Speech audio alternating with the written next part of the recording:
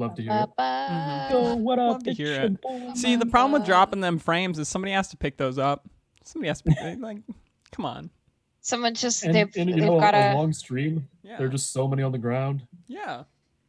many. We need somebody. We need Ernge, one of the Ernges, to just walk up and like pick up all the frames in their jowls. Ernge, you the decide what quicker Ernge. picker upper. Ernge. Which Ernge? All the above. Any Ernge. Your dealer's choice. Is it Got a piece of kale. like in my teeth. Ernge, or is it like or you know, Yes. one of the others?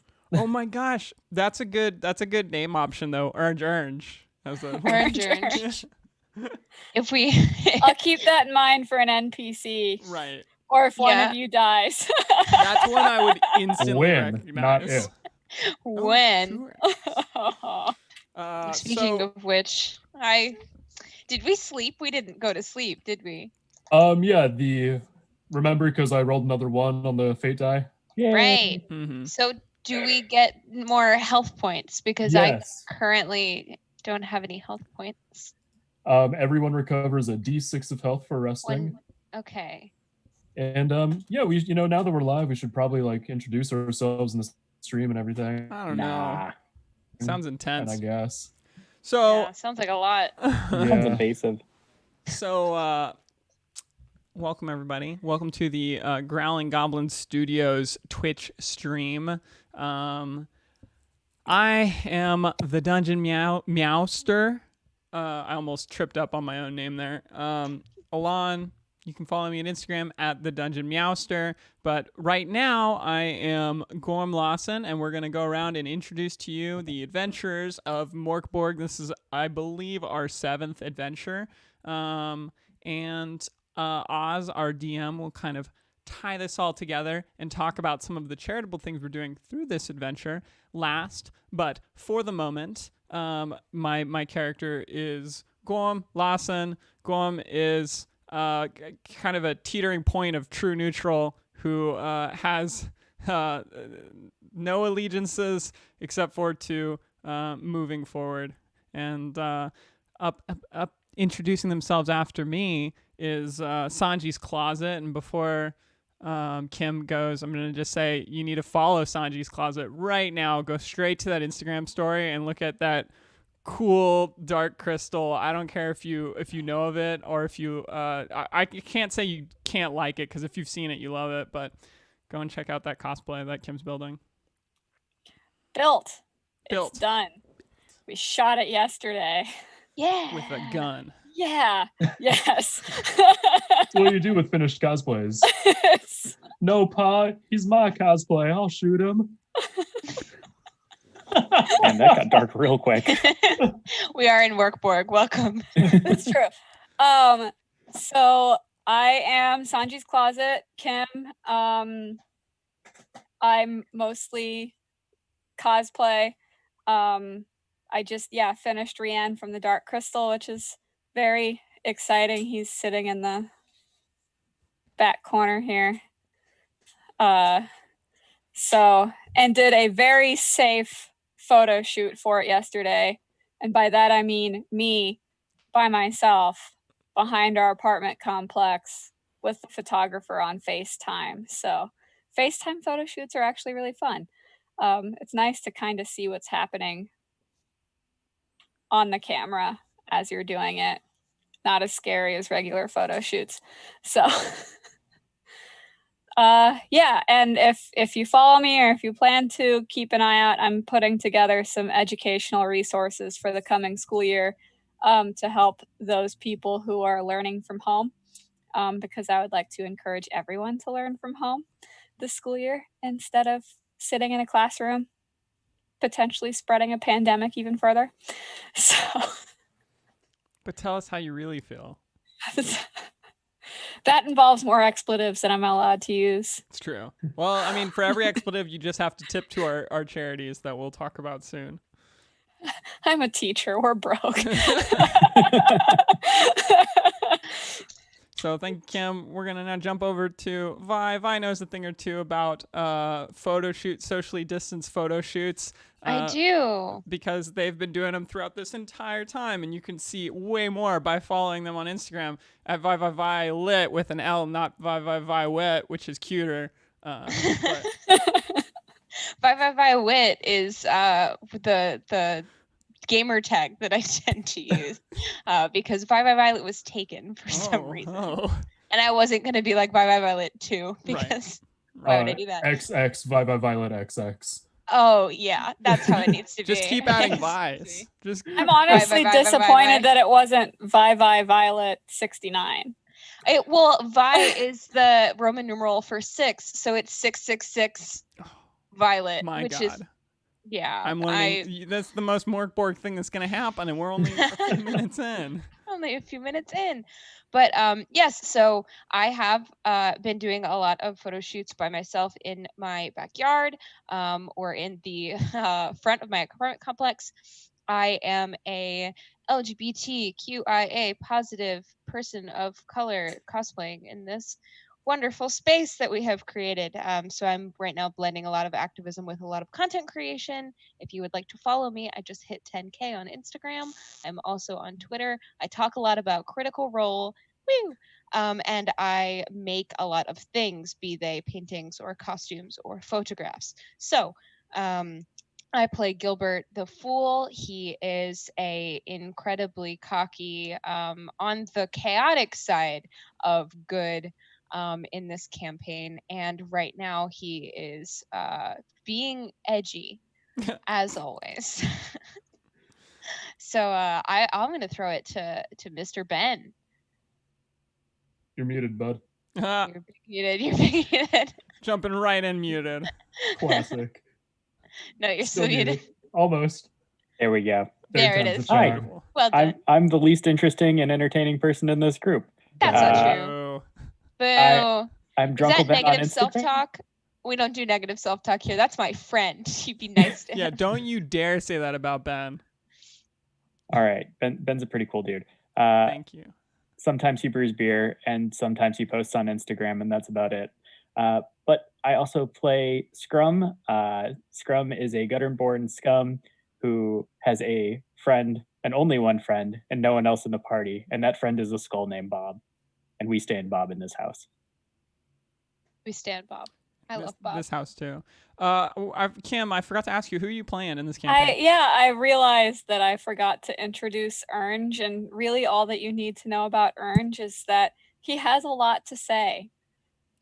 He's a man of few words and has a lot to say at the same time. He's a walking paradox. True. It's true. Still waters run deep. So awesome. So those are our characters. And lastly, every other character that you'll see today. Oz. The Viking cosplay. I'm Oz, he, they. I'm the Viking cosplay on Instagram and Twitter. I cosplay large bearded villains and large idiots. It's what I do best. I've been doing a lot of FaceTime photo shoots during this quarantine, and I offer them up to cosplayers, models, actors, whatever. They're a ton of fun. They've been such a unique challenge, especially when I'm such a lighting focused person, and then just trying to not.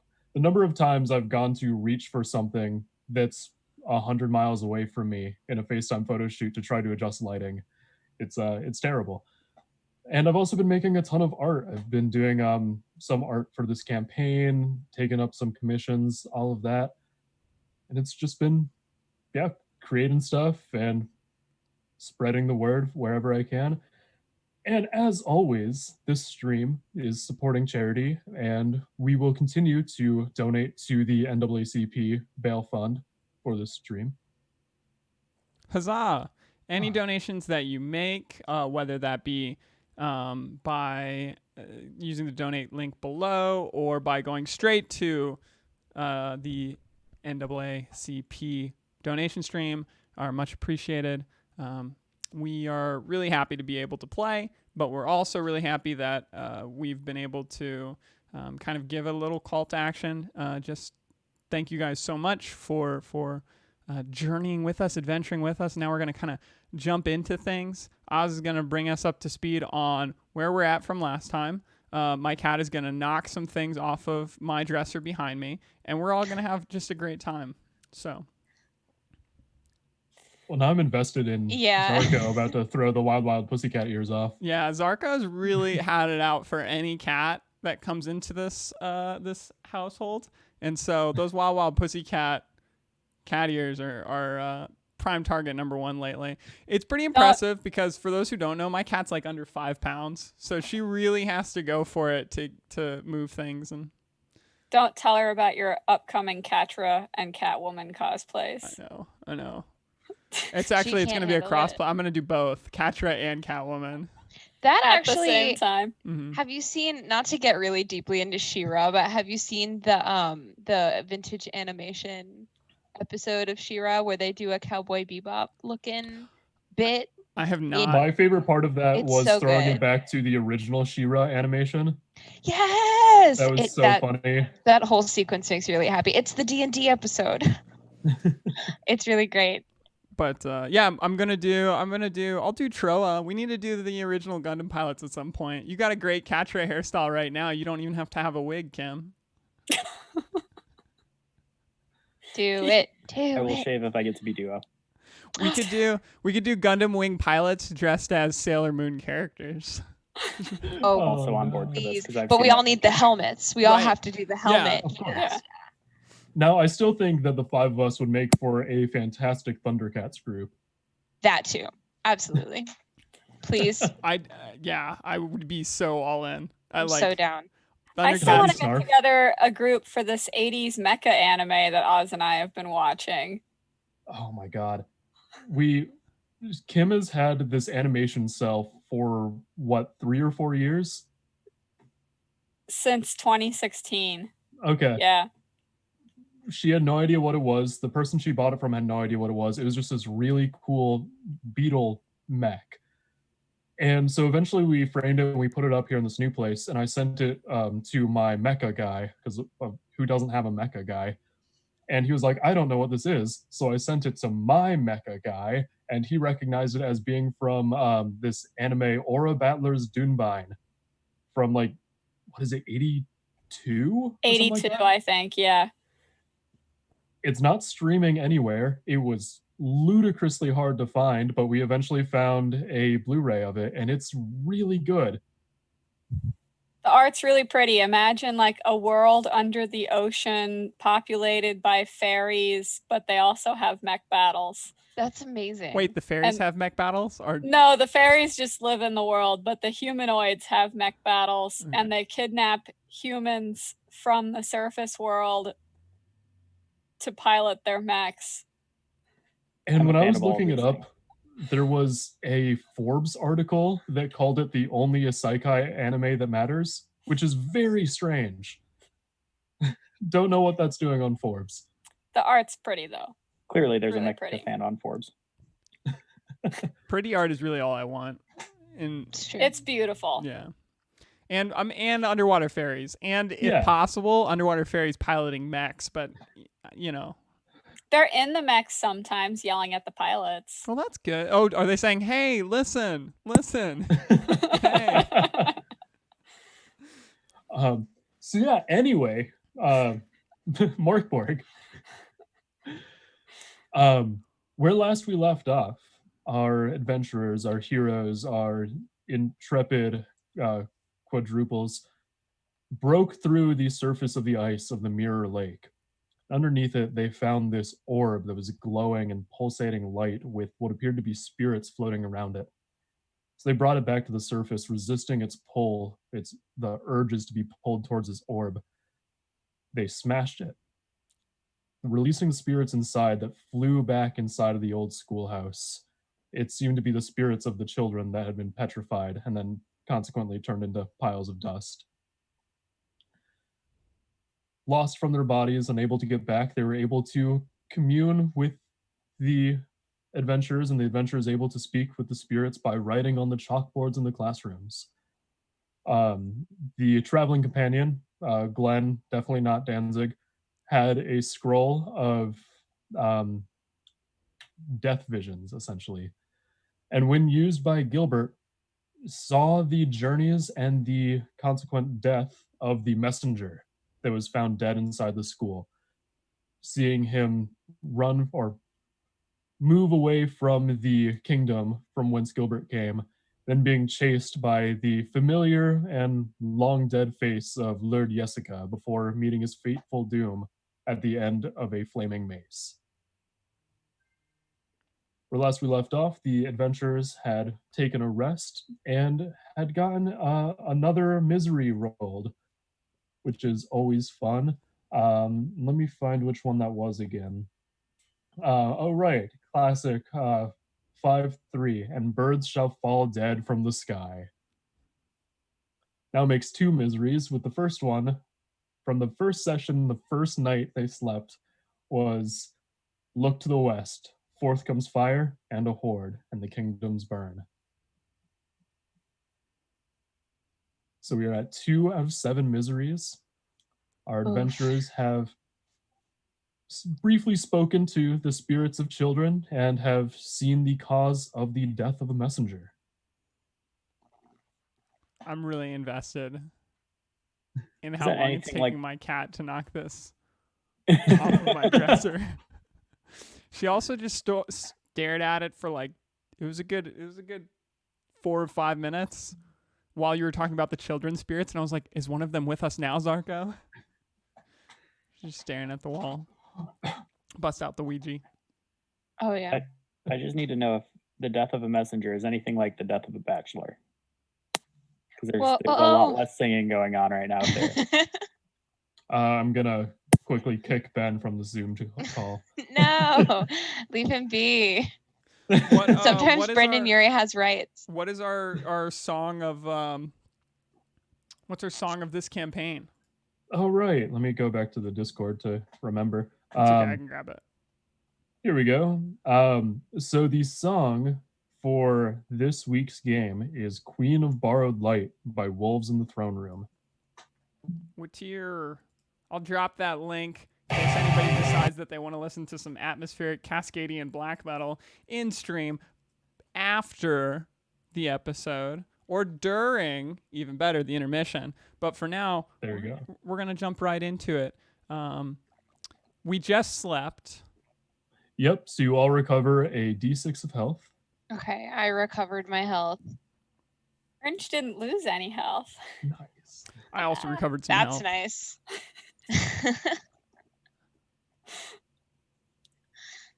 Gilbert is back up at full, but there was a point there where he was not doing great.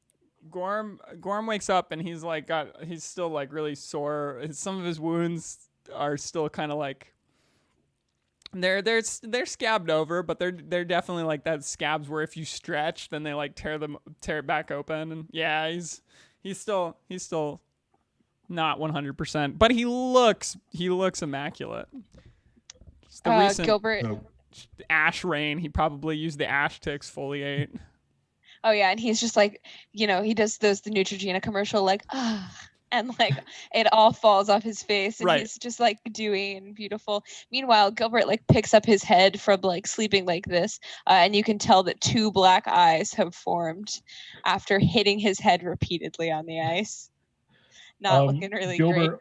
also throughout the night, you just kept on having dreams of the vision you saw of the messenger and his journey from your home kingdom from the west and making it back, and just the sight of the mace hurtling towards his face as if it were your own, repeatedly throughout the night. Gilbert like reaches into his pocket and feels like the dust of the letter that the messenger was carrying that disintegrated, kind of rolls it into a little wet ball of paper, kind of keeps it in there. I thought you were gonna say like rolls it and then Rolls it, leaves it out to dry because it got wet. it's my lover's letter. What Crumbles else it you gonna back up. do? What else? What else are you gonna do? You gotta It's condition it with a tribute. lighter first. Right. Yeah. Warm it up. Get it. Roll it over your leg a little bit. All right, so how are you guys doing in terms of rations? I'm good. I've got so much lard. I have so much food. I think Gilbert's the only one that's eating food. How many days has it been since the last time they bought It's rations? been 4 days. Oh. It was a 4-day journey to Okay. Sarkosh.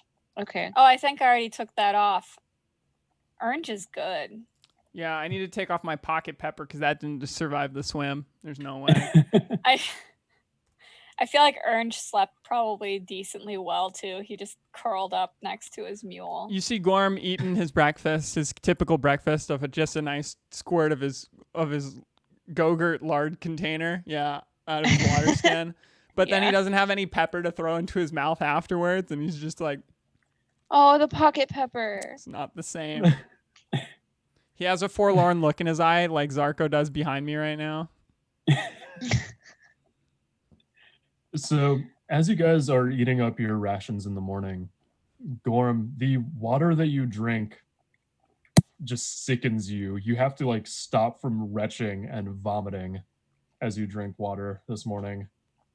Yeah, so after the lard, Gorm goes down to the pool and does a quick. He had already exfoliated. He left on his ash mask overnight on accident, but he gets some of the water and he splashes it up. And then he splashes it up. It's pristine. It's dripping down and it's bringing like all of the ash with it. Has this nice, really metal effect. And then he goes and he takes some of the water and he goes, let's try that again. And he grabs another handful of water and he tries to drink it. And he's like, Gilbert's like just waking up and is like, are you good over there? And like sort of like does one of the little like stretches to kind of get up, and like notices that just bent over this lake is Gorm like spitting out water. And like DM, did any of us like swallow the water yesterday? Did it seem to be like that? Gorm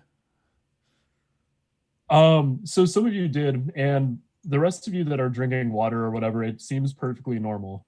Like, you know, this is lake. It's a lake. It's not salt water. Most of you can drink it just fine, except that Gorm trying to drink the water just causes him to retch and nigh on throw up. Gilbert like walks up to like the edge of the pool and kind of like looks at him and goes, "Are you okay?" It is so wet. Oh, it's so wet. As you approach the edge of the lake, you notice that your reflection shines in the water. Oh. Can Gilbert kneel down and like touch it? Yeah, it sure is water. Yeah, the water seems fine. He'll drink it. It's like kind of looks sideways at Gorm. What's going on? Did it go down the wrong pipe? Did it see one of those? It went down the right pipe, and I'm thinking that maybe my magical mishap yesterday is causing me some dehydration issues. Right. So drinking the water would help the dehydration, though. You know, you'd think, but as soon as it gets right here, it just stops, and it just doesn't want to go any further. Oh yeah, like a Drano situation. Yeah, exactly. It just is sitting. You can feel that it's kind of tearing some of that crud off, but then it's like, I don't want this. Like so that. Sorry. Exactly like that. Truly. All right. Can Gilbert kind of reach into his one sodden pocket, because it was cold overnight, so they're still kind of wet, and like break off like a chunk of his real food ration and like give it to Gorm and be like, eat this. No, it's okay. That's very dry. The lard at least is wet, and you just want lard. It gets, there's a little bit of moisture in it. Right. Okay. If I ate that, I would just have dry mouth for who knows how long this water will continue to thwart me. Yeah. I'm so sorry. Well, maybe we'll find you water on the way home. Maybe if I turn it into ice. Can you turn water into ice? Yeah, I just need to find a place cold enough to put it.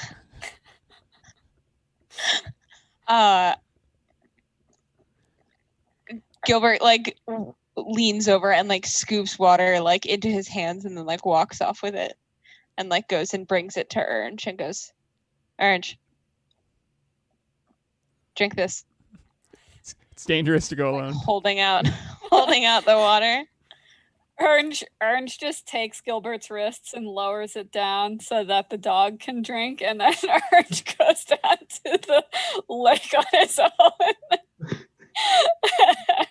to go get water. It's not an Orange-sized helping. Orange's hands are massive. Like, All right. Gilbert kind of like like drops the water after the dog like gets most of it because he's like started licking his palms. He's like not happy with the sensation. Like, oh God. Yeah. I want you to know that Orange's dog's tongue is weirdly soft. Also, Orange's dog is constantly, including yesterday, feasting on corpses. So that corpse breath all is over the front real. of my coat, all over the front of You need my to feed the my dog someone hands. that wears cologne so it has like Right. Yeah, that messenger was not wearing cologne and had been dead for No. a week or something like that. Mhm. So you get Yeah. a week-old corpse breath. All right. Gilbert's just gonna walk around like this for a little while till it dries. Like a surgeon ready to operate. Yeah. so Orange will just get the rest of his pets down by the water and make sure that they have something to drink. The Do I dog have a might hop out into the water to play a little bit, as dogs do. Oh, I what have were a you water saying, Di? I have a water skin. I can like, Oh my hey God, Gorm, you and like skinned that toss it to water? him. Yeah, I skinned it. Skinned it real good for your dry mouth. My rolled up letter. Yeah, so you throw the water skin over to, you said to Gorm? Mm-hmm. Yeah. Sort of give it to Gorm, him. do you catch the water skin? Do you just let it fall at your feet? Do you get hit by it? I catch it, but water like inside of it's always a little bit. So I catch it, but I catch it by the nozzle, and the rest of it continues to flap and hits Gorm on the head. Oh, Because if only I could freeze it. Um, If it would never happen to me again. I would. ice only ice chips for Gorm. Okay, and Gorm takes the water skin. Yeah. And just tries to do a quick just a squirt. Yeah, it burns and just Yeah, right when Orange gets down with to the lake and with oven mitt hands just begins to grab some water. Gorm right next to Orange is just like into the Like into the lake. Into the lake. Yeah, literally Yeah. just right there. It's okay. The dog comes over and laps that up. Oh Dogs Gorm, are gross. Gorm, can you make a presence check for me? Okay. Not use that D12. It was a classic mistake. Presence. Pull up that character sheet. We got a 11. So after vomiting up the water, you crave something. You feel like there's something that can like substitute this water, but you don't know what. Just like after Love. purging, you It's just it's the only thing that could substitute. Gotta be urine, bro. Right, what's the difference? All right, so yeah, it is the morning. You guys have spent a while attempting to hydrate yourselves and eating and kind of just gathering yourselves. Glenn walks over. He says to you, I think that I'm going to stay here at the school for a little bit longer. I want to see what I can learn from these spirits that are about.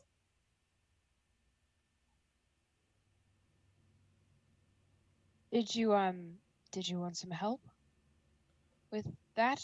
Is there anything that we can do, or we're probably gonna go back to Golgenbeck? We were going back to Golgenbeck, right? Bam. Orange. There's nothing for us here except dead kids. True. And I'm not If looking you to need be on adopt. your way, that's perfectly fine. There's just seems to be a lot that I can learn here, maybe.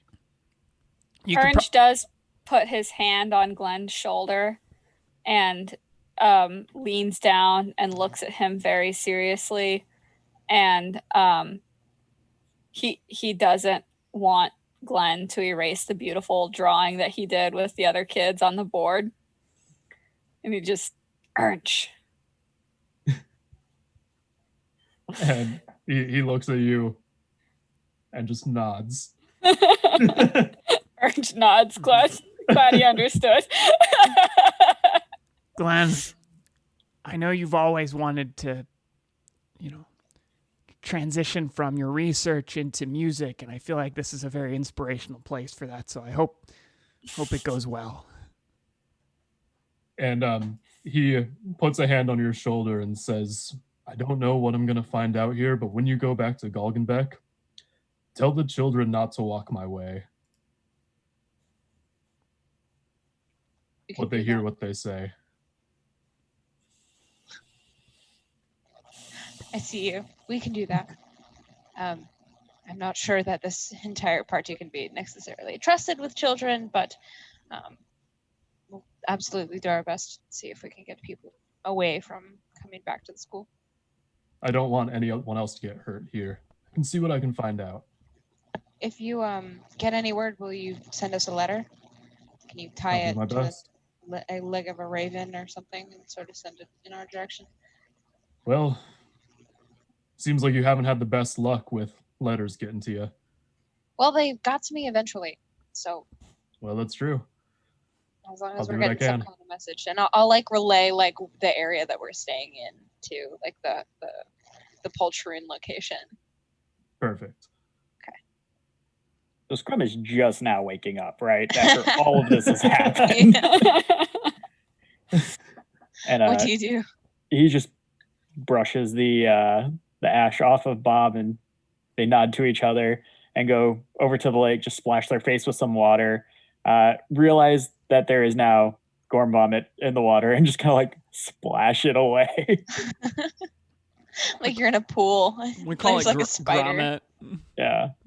Grommet. Good. Grommet. Love it. Yeah, it's one half of a dynamic duo.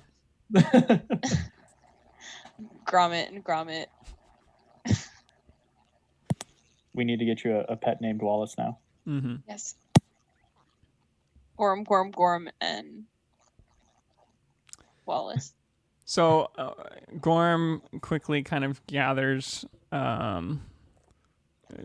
what few things. I mean, he travels almost with nothing but lard, and but he does go inside and the school right before they leave, and he grabs a few pieces of chalk and he throws them into his pocket. All right. You now have a couple pieces of chalk. Gilbert has like gathered all his things and is kind of waiting for people to get going, is like ready to move on from this body and schoolhouse if there's nothing else to be done. I thought you were talking about like some sort of transcendentalism. Oh no. Ready to leave this mortal coil. Flesh prison. Yeah. All right, so yeah, you guys gather up your belongings and get ready for travel. So it is a 4-day journey back south to Galgenbeck. So as you guys travel through the forest of Sarkash, it is a oddly warm day in this very cold place. So we're walking through, and the first day that you are traveling is, well, as calm as it can be here. As you were walking through the forest, you hear just like stirring atop the trees, just loud noises, sounds of birds cawing at you, animals in the brushes. But then the night falls upon you. Been rather uninterrupted on your travel so far. Are all of you keeping watch? Orange will take first watch.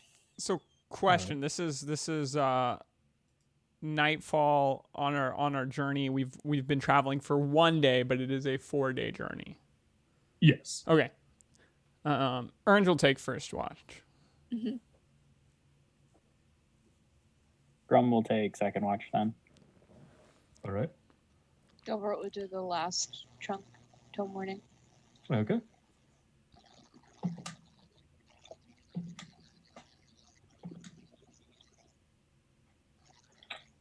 All right. Can I have everyone make who has taken a watch make a presence check?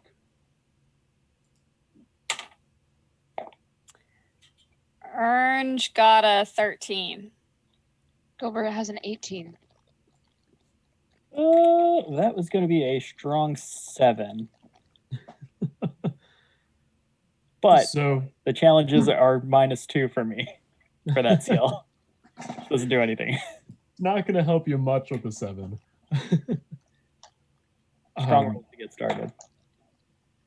So, Ernj, it is a very quiet night as you are keeping watch, just circling around the camp. Nothing really happens. The night in these woods is oddly quiet. Scrum, you're patrolling around the campsite, and behind you, you feel just something touch your back. And in just a gravelly whisper, "Oh, you're pretty." Thanks. The what you feel on your back, you can feel like a pressure as something just like strokes Scrum's back. Nails start to dig into your skin. Oof. Through your shirt.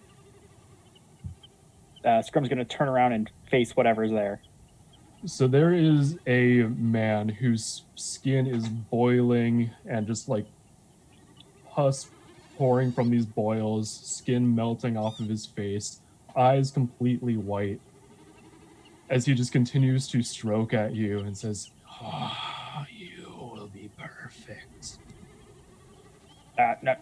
No, I wouldn't. Nope, not good at all. Just skin and bones here. Not great. The man puts his head back and his jaw opens up. You can see something like moving underneath his skin up through his neck. His jaw, you can hear it crack as it opens wider. And just large yellowish worm crawls out of his mouth. Ooh. And jumps towards you. Make a reflex check. Okay. And Scrum at this point is going to yell in the most high-pitched scream you've ever heard, which I'm not going to attempt to do for the sake of our listeners. How close are you to camp? That is a good question. How close am I to camp, DM? He's not too far away, definitely within earshot. Okay. And what am I rolling? Reflex check. Okay. Could you give us the pitch that scream is in? Just a pitch check.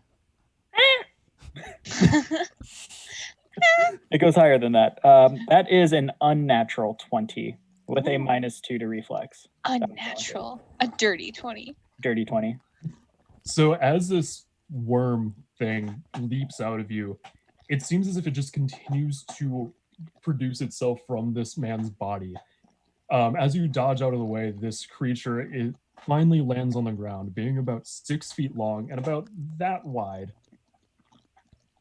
And it crawls around. It reveals itself to have many legs on its long body, oozing with just this yellow fluid. So I'm now going to roll initiative. Cool. So on a 1 through 3 on a d6, the enemies will go first. On a 4 through 6, you will go first. And that is a 1. So this worm centipede thing looks up at you, Scrum, and from its mouth opens up 6 large flaps with teeth, and it spits out this oozing yellow liquid at you. Make a reflex check for your defense check. That is an 11 with a -2, so does that make it? Yeah, so you are in the clear of that. You barely dodge out of the way as this just viscous blob of yellow goo flies past your face. And you can feel the warmth coming off of it as it just slides past your nose. It collides with the ground and the grass around it just shrivels up. So Scrum, it is your turn. do I have any of my weapons or staff or anything like that on me, or would I just be kind of walking I around? assume that you are probably like armed while keeping watch. Okay. I do have a staff, so I'm gonna try to beat him with my staff. Okay. That is another 19. All Which stat is that? right. Strength. Okay, so that's just 19. Yeah, you hit. Cool. All right. That is a 3. All right, so you bonk this thing, and it hisses and recoils a little bit. Everyone has now heard these screams from Scrum and is waking up, and you will be able to act on the next turn. To end my turn, can I retreat more towards camp to try to get my bow? Yeah, definitely. Okay. So I will roll the initiative again, see who is acting. That is a 3. So as you start to retreat, the worm, the centipede, scuttles towards you with immense speed and is going to try to spit the goo at you again. So that is your defense check again with agility. That's an 11. So with the reduced check, you actually do still succeed. Yet again, just barely dodging past you. You feel the heat of this goo fly past you. So it That's is a fun sentence. So Scrum, you can act, and then everyone else will be able to act as well. All right. Have I made it back to camp yet, or am I still quite a ways away? No, you're still like right close to camp, so you've pretty much made it back. Okay. I'm going to. Have I put some distance between me and the worm now? It's moving like pretty fast. It's hard to like gain ground on it. Okay. So I'm just going to turn around and bonk it again. All right. That's going to be a 12. Yeah, that hits the strength check. Cool. And then another bonkage roll. Another 3 for bonkage. Nice. So Eat you your bonk. smack this thing, and just goo is pouring out of its wide open mouth as it continues to scurry towards you. So the rest of you can act now. You see Scrum just backpedaling and swinging his staff at this 6-foot-long, wide worm. It is just- So when Ernst heard the scream, it wasn't even a sit up kind of a thing. He was on his feet so fast. Just like did a kip up full on ready. Yeah. And he was so surprised awake by it, he didn't pick up his flail and instead just reverted back to his instincts. So with this really loud, resounding orange battle cry, he ran in and he's going to try to bite the worm. So you run forward and leap and try to bite this worm. Yeah, make your attack roll. Natural 1.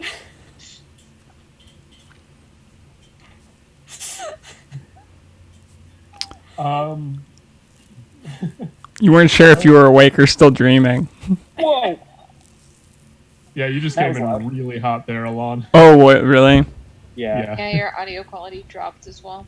Ooh, brutal. How about now? Oh my gosh. Why is it peaking so much? Bite that worm. Did it just Bite that reset? worm. Yeah, Yeah. that's much You're good. better. That's really weird. Hmm. Thank you. So I was you- possessed for a brief moment there, the ghost that Zarko was looking at earlier. It happens. Makes Happens sense. to the best of us. So Ernst, you lunge towards this centipede and just overshoot it. You collide face first into the ground, and only take 1 point of damage. Just a thud trying to bite a worm. Did you bite the ground? Yeah. Did I get any like delicious roots or mushrooms in with that bite of ground? Or maybe smallish worms? Mostly just dirt, really. Oh. Delicious dirt. Worm food. Mm. Beautiful, beautiful. Now I want a T-shirt that says "Bite that worm." Bite that worm. I'd watch that game show. Bite that worm. All right, who's up next? Gorm is like, what's going on? Gilbert's kind of doing the same thing. He like sleeps with like a little blindfold on, like ye old face masks, and he kind of like lifts it up, like squints. He goes, "What?" Yeah, you see a scene of Scrum swinging at this worm, Orange lying face down on the ground, and this giant worm just oozing with this yellow goo. Gorm does a quick look around. Is the dude that the worm came out of? I know I don't know of him, but is he like, what else? Is there anything else around our camp? So he's about 30 feet away from the camp at this point. You can see, like, you can barely see the outline of another figure from your campfire, about 30 feet away from the camp. I really wish I could change my raised eyebrow to the other side. Not that I checked, but is that guy still alive? You haven't checked? Who knows? So I guess Gorm kind of like turns. He sees this worm. He sees you running away from it. He heard you scream and hit a pitch that was so high that Gorm momentarily couldn't register. But he just does what he does best, which is grabbing a rapier. He runs up, but he's got like the driest mouth ever. He just woke up, and you know how you've been asleep for a while. So before he goes into combat, he takes a quick swig of water. And it just is repulsive. Feels like you have to vom. And then he ends his turn by just turning to vomit into the woods behind him, just completely forgetting that the water was gonna do that. And he woke up, he needed some water, and just like, oh no. But he looked really heroic right before taking the swig of water. He like pulled his sword out. He's like, "I'm coming, buddy. Don't worry." With all of this happening around him, I think Gilbert's gonna get up and like scramble for his own swords, like kind of do like a Scooby-Doo like scramble, Okay. and is gonna get up and like pat pat Gorm's back a little bit, just be like, "No more water for you. We're gonna get you some Gatorade," and like pat his back, and then kind of go up to where Scrum is and try and like separate Scrum and Worm. Are they like locked in combat, like melee range, or is there like some space? There's a little bit of space. You know, Scrum's been swinging his bow staff, and the Worm's been shooting the goo. Okay. That's a bad phrase. Can Gilbert try and like done? I'm sticking to it. Can Gilbert try and like stick a sword like through the top of the worm to like get it to stay? Yeah, certainly. And, Make like, your deal attack some roll. damage. Okay. Am I rolling a d6 or a d20? I'm sorry, it's been a minute. A d20. Okay. And for your attack roll, it's a strength check, and you want to roll higher than a 12. Okay, well, he rolled a 4. So you go with this heroic stab word down, and the worm just moves very quickly, sidesteps out of the way. I guess it's more of a centipede. I should stop calling it a worm, but yeah, just sidesteps out of the way. Worm's better for t-shirt content. It's a leggy worm. Sure. As a bonus, if you'll let me, would I be able to like move back a little bit and like just kind of push everybody out of the way, like of Worm? So I think that moving towards the worm and giving Gorm a supportive pat on the back is a whole move. Your movement range. Yeah. Okay. All right. Now we circle back to the initiative. And that's a 6. You guys go first. Awesome. Whackety whack, don't talk back. All right. Go ahead. Orange is gonna scramble up from the ground and go in for another bite. Okay, cool.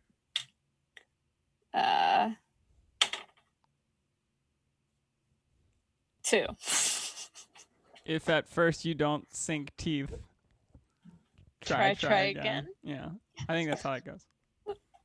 In the scramble of bodies around this worm and trying to bite something that's not very high up off the ground, earns you go to bite at it again, and just in fear of biting your friend by accident, you miss. You're not able to bite the worm. Well, that Is it- bites. Actually, it doesn't. Got him. All right. Aha. So Scrum is going to go for more wackety whacks and Okay. just all the time screaming, "Save me, Bob!" That's a natural one. Why do we roll so bad in this campaign? Like, it's this campaign specifically where all of us are just like, you know what? Let's beef it. Yeah. Look, man, I was rolling how about great every until you guys encounter came becomes a along. potential death encounter? So let's see. So in the cluster of bodies, you swing a little bit too wide, and your staff collides with Ernge. Oh no, Roll your damage. balls. You know what? I'm going to switch to a different die and hopefully roll low. That's a 2. That's low. Do you have armor, Orange? Does I'm our not sure if he'd have time to have put it on with having just sprung up and Right. going I don't into even know if he has armor, to be honest. I don't think he does, Right. except for his mask.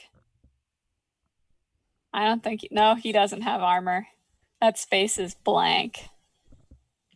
All right, Ernge, you suffer 2 damage at the hand of Scrum. Shouldn't have bragged about not taking damage in the last encounter. All right, Gorm and or Gilbert, you guys are up. I guess since I'm closer, like golf rules, I'll go. Yeah. I'm gonna try and sort of stab this thing one more time. Oh, you see, Vi, that's why we've been rolling so poorly, because it's golf rules. Oh Golf yes, rules. yep. Whenever Mm. somebody hits, everybody in the audience. That is a 18. Yeah, you hit. Okay. Did you guys know I have a -1 to agility, which is cool? Okay. Luckily, this is strength. Oh, it was a 19. We're good. Even better, you still 20 hit. Yeah. unnatural. Unnatural. Okay, I got a 3. All right. 3 Which sword are you damage? using, by the way? I'm using the longsword, the D6. Okay. Yeah. So you go and stab into this worm, and it just bleeds and oozes, and it just falls to the ground unmoving. As you pull your sword out of it, you notice that the goo on the blade is kind of starting to steam up on the edge of the sword. And Scrum, your staff is also just like starting to smoke and steam and sizzle from the goo. Gilbert immediately. This is his talking sword. Gilbert immediately removes his jacket and like starts like wiping the blade off. I thought it was the non-talking sword. No, the longsword is my talking sword. Okay, so yeah, Gilbert's in like panic mode. Okay. Like, this is not good. So you take your cloak off and rub the viscous goo off of the end of the blade, and immediately your cloak just starts to bubble up and singe and smoke. Is the blade okay? He's walking like 5 paces behind him. Like he's gone. Like coat gone. Yeah. Okay. The blade looks like it's for the most part fine. Okay. Now, Gorm, your staff has just like Scrum. has just like burned and singed and bubbled up and warped. The damage is going to be at 1 less on your staff. That's probably why I can't hit anything.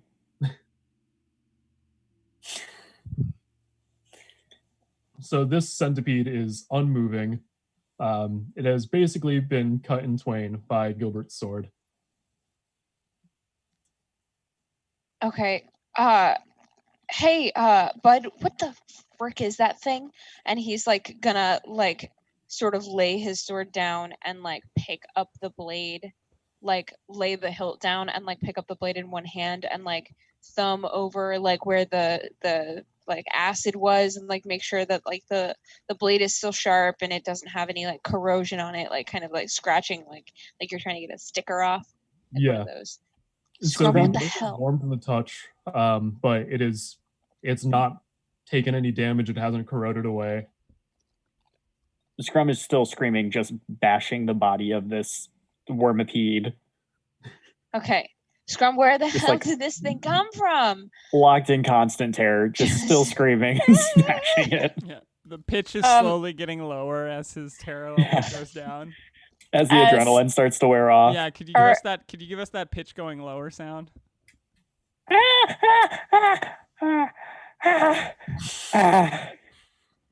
you go. Perfect. Beautiful. Orange Okay. will get up, and after a while, he'll just come up behind Scrum and pick him up and carry him away, like under the armpits, and just carry him away from the worm.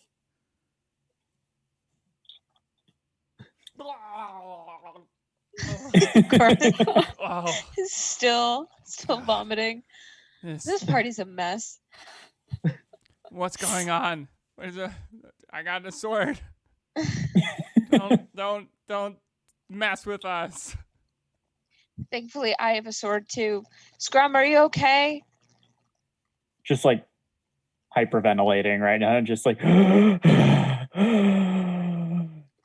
it spits. And that's it. Yeah, don't anybody around there don't touch the acid. This thing almost got my sword. Gilbert is like kind of like gently holding it by the hilt now and kind of like trudging back to camp, like holding it kind of close to his chest. After a while, Scrum finally like composes himself and just points out to the woods where he was initially confronted and goes, "There's a man, really ugly, boils on the face, worm, bleh, spit, smack," and that's it. Were there any other people? Like it was just this one guy? Did he say anything to you? He said I was pretty. And that's all I remember, and I started running. Mhm. It's my response to being told I'm pretty too.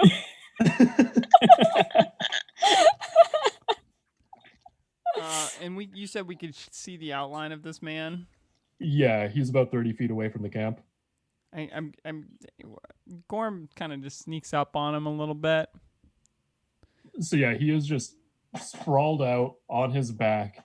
His face is just like, yeah, covered in boils as you get close. You see some of them just burst and this yellow pus just kind of oozes out of him. Face or skin looking like it's peeling away from his face. Eyes completely white. Wearing a very thin, just cloth tunic. Gorm walks back and he's like, "Not pretty. About as not pretty as Scrum is pretty." Thanks. Orange will put Scrum down, pat him on the shoulder. Definitely Orange. dead. I didn't check for a pulse, but I did look from a distance, and it seemed like definitely dead. I would say 200% sure, without any other thing to tell me otherwise.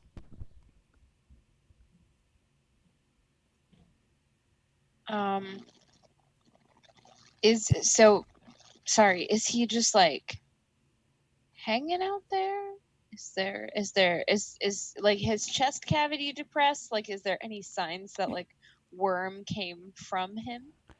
His jaw was detached and almost torn off of his face, and he wasn't really reacting to that. Makes me think probably dead. Okay. Oh geez. Whose watch was next? That was during Scrum's watch, so Gilbert, you're up next. All right. If you guys want to go back to sleep, rest of it. It smells like, no offense, Orange, but Orange's breath. This whole camp. Rather wanna put a move? little distance. Orange Yeah. Orange kind of goes, Shrug. We can move a little bit. We can get like a half an hour away if you want to. It'd be my preference. Otherwise, I'll probably, even knowing that those things are out there, I'll probably sleeping a little further from the fire because it smells horrible. Also, I just lost my dinner. Just digested lard. Do you want a ration? I have one ration left. I will give you a ration. No, I've still got some more. It doesn't smell great. Right. I understand. All right. Do you guys want to go half an hour away, kind of make it a little further, and then we can set up shop again? Arch. Yeah. Scrum is after a while will grab his now charred, broken, beaten, destroyed staff and go over to the wormipede and start like prying back the little mouth flaps. Okay. Is there any more of the viscous liquid in the worm? So he was kind of just like oozing it all over. Okay. And it wasn't seeming to burn when it was like coming out of him, unless it was like being shot from him, or at very least it wasn't burning its own skin. Right. But yeah, there is ooze around him. Okay. Can I try to scoop some of that ooze into the glass bottle that I had that formerly had poison in it? This is how Ninja Turtles started. Yeah, exactly. Yeah, certainly. Cool. So I will fill up a glass bottle as much as I can with the ooze. Yeah. Glad his bites didn't land. So yeah, how many doses of the poison did you have? Do you remember? I had 2. Okay. So yeah, you have 2 doses of this yellow viscous goo.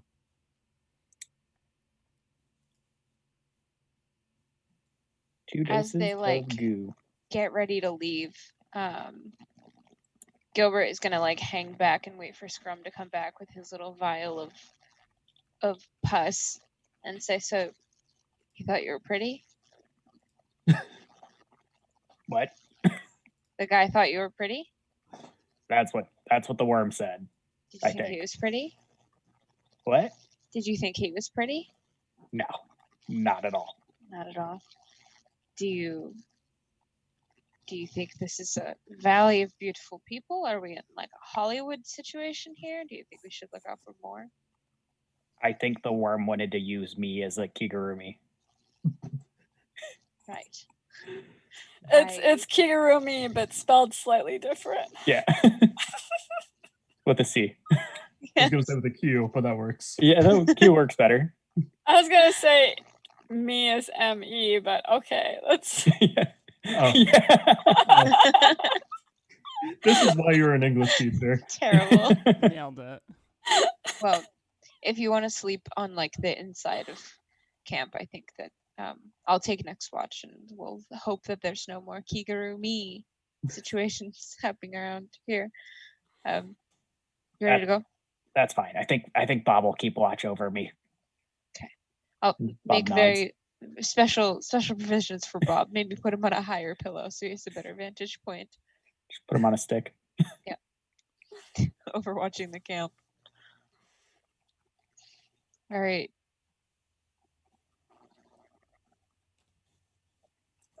Neo Chaos. So guess what I just rolled? What? You just rolled one. a 1? I sure did. Yeah. 3rd misery, baby.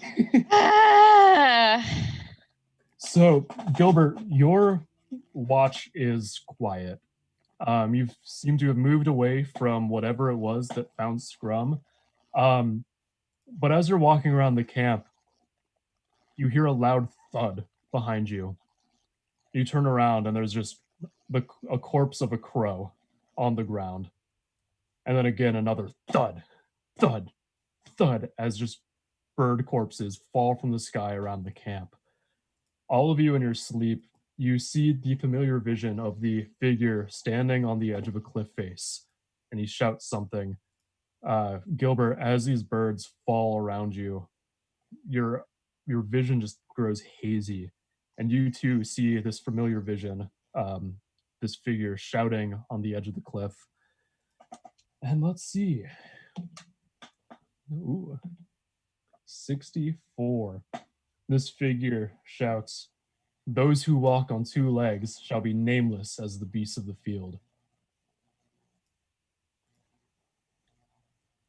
And all of you snap awake as the sun is rising. Ominous. Gilbert's like sitting near the fire, like poking at it, trying to get it to come back to life as everybody sort of wakes up. So were those, you said they were crows or ravens? Crows. Crows. And are they real? They look real. Great. Scrum is going to go over to one of the birds and just start picking some feathers out. Okay. And tuck it into the ear holes of Bob. Perfect.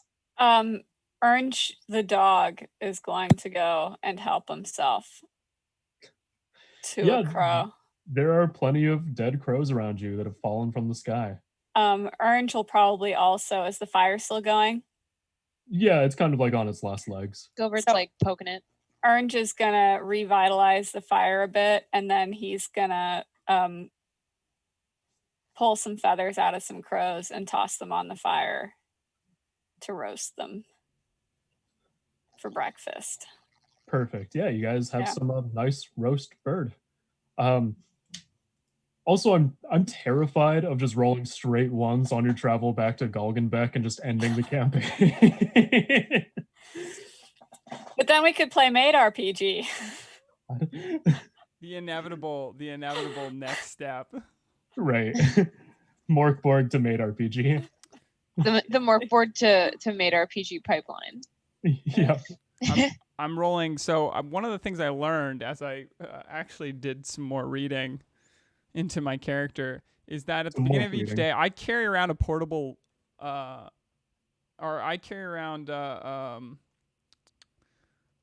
is it? Oh,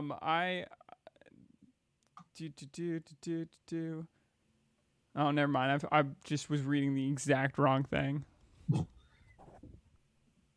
Because you have a scroll, right? You have didn't help anyway. I have some scrolls. So yeah, I was trying to figure out how to not be vomiting every time I try to sip water, because now we're at 20, probably like 28, 32, somewhere in there hours without drinking water. So I think. So from the previous night, as you vomited again from your water, make another presence check for me. Come on, presence. How's a lucky number 7? Not lucky enough. You know that your body knows it needs something, and water is not the solution. God, I need some pepper. Oh. It's been days. All right, and so on to the second day of your journey back to Galgenbeck. So you won't need to consume rations today because you had cooked crows. They're not very well seasoned without a lack of pocket pepper, but they get the job done. How is everyone doing on their water skins? I mean, I still have mine. I have 1 day of rations left getting back to Galgenbeck. Okay. This will be my last day of water rations. Okay. I didn't realize that we wrote. How many days does a water skin worth last? 2. Then Orange is probably on his last day. Okay. His water skin. Let me just double check that. Oh, nope, it's 4 days of water. Oh, well, in that case, if Orange filled it at the lake, he's good. I feel like we probably will have, while journeying, seen a little bit, like some puddles or something. Maybe. Yeah, the biggest thing, of course, was the lake. Mirror Lake. All right, so on to the second day of your journey. The day itself is, well, as peaceful as it can get here in Veyland. There aren't any worms coming up, no people with melting skin. And then the night rolls around. Are you guys taking the same watches, or how are you breaking this up? Yeah, Ernst will take first watch again. Gorm really isn't doing well. You guys look at him, and for the first time ever, he just does not look like he's doing too great. He's got bags under his eyes. Gorm looks like when there is that like news anchor trend of coming in without makeup, but they were obviously just wearing less eyeliner. Mm-hmm. Yeah, but he's also got flaky skin, like imperfections that you've never seen on him in the month and a half that we've been traveling together. Some of his hair is even like falling out like slightly, and as it like whenever it leaves his head, it kind of turns, it grays as it's like falling. So Gorm, starting tomorrow, you will start taking damage from dehydration. Yeah. All right, so yeah, what watches are you guys taking? Ernst will take first watch again. Okay. I'll take last watch again. Gorm's just like, let me sleep. Yeah. And he Scrum will curls take up second watch. into a little ball. He doesn't even bother unpacking his bedroll. Scrum will take second watch then. Again. Before our watches start, Gilbert is gonna like notice that Gorm is kind of like curling up when usually he's so like full of life and really excited to like pitch in, and he kind of like squats down next to Gorm's like little curled up like form, and he's like, hey, are you okay? No. Do you think that you're cursed? It's something. Well, we don't know that. So We've again, known that. yeah, I've been cursed since birth. No, I mean with your help, like you seem very not okay. Is there something that we can do? Do we need to get you into a church? Like, I think, once we get back to Gulligan back, hopefully we'll find something. I just feel like everything on the inside is drying out. It hurts to talk. don't you hate being in churches? Oh, I hate them so much. Where do you want to go to get this fixed? Do you want to see medical? I don't know if the bloodletting and leeches is going to usually help you, but we could give it a try. No, every time I've ever had my blood let, I always need to drink a whole bunch of water after. I'll probably go to the church. I don't know. I'll drink some of their holy water or something. I don't know. We'll figure. Well, This seems like it's something bigger than bigger than a disease. But do I hate churches? Yes. But do I like living more than I hate churches? Also, yes. You're making some points. Well, we're here for you if you need it. I'm gonna go to sleep because it's the only time I don't feel thirsty. Okay. Sleep well. If you need anything, we're watching. I'm gonna sleep over there. Gilbert just kind of like lays sideways, and like he has no coat, so he has no blanket, so he's just kind of sleeping like mummy style, with his sword. Oh. All right. So can I have everyone who's keeping watch make presence checks? Yes. 3. Why would you curse me like this? 17. 19. So Ernst, you have a quiet night. Oddly quiet yet again. Not really hearing any sounds of animals going on or anything. But it's an uneventful watch. Scrum, during your watch, you're just patrolling around camp cautiously, as per the night prior. And just throughout the night, just the sounds and the sights of more birds falling from the sky, colliding with the ground suddenly, some of them remaining alive, most of them just splattering on impact. Just birds and death all around you. But Sounds like a good time. oh yeah. Other than that, though, nothing sneaks up on you during your watch. Um, Nothing calls you pretty. Thank the Unfortunately, you two-handed don't receive vassals. any compliments during this watch. You know what? It's okay. I can use less compliments after that last one.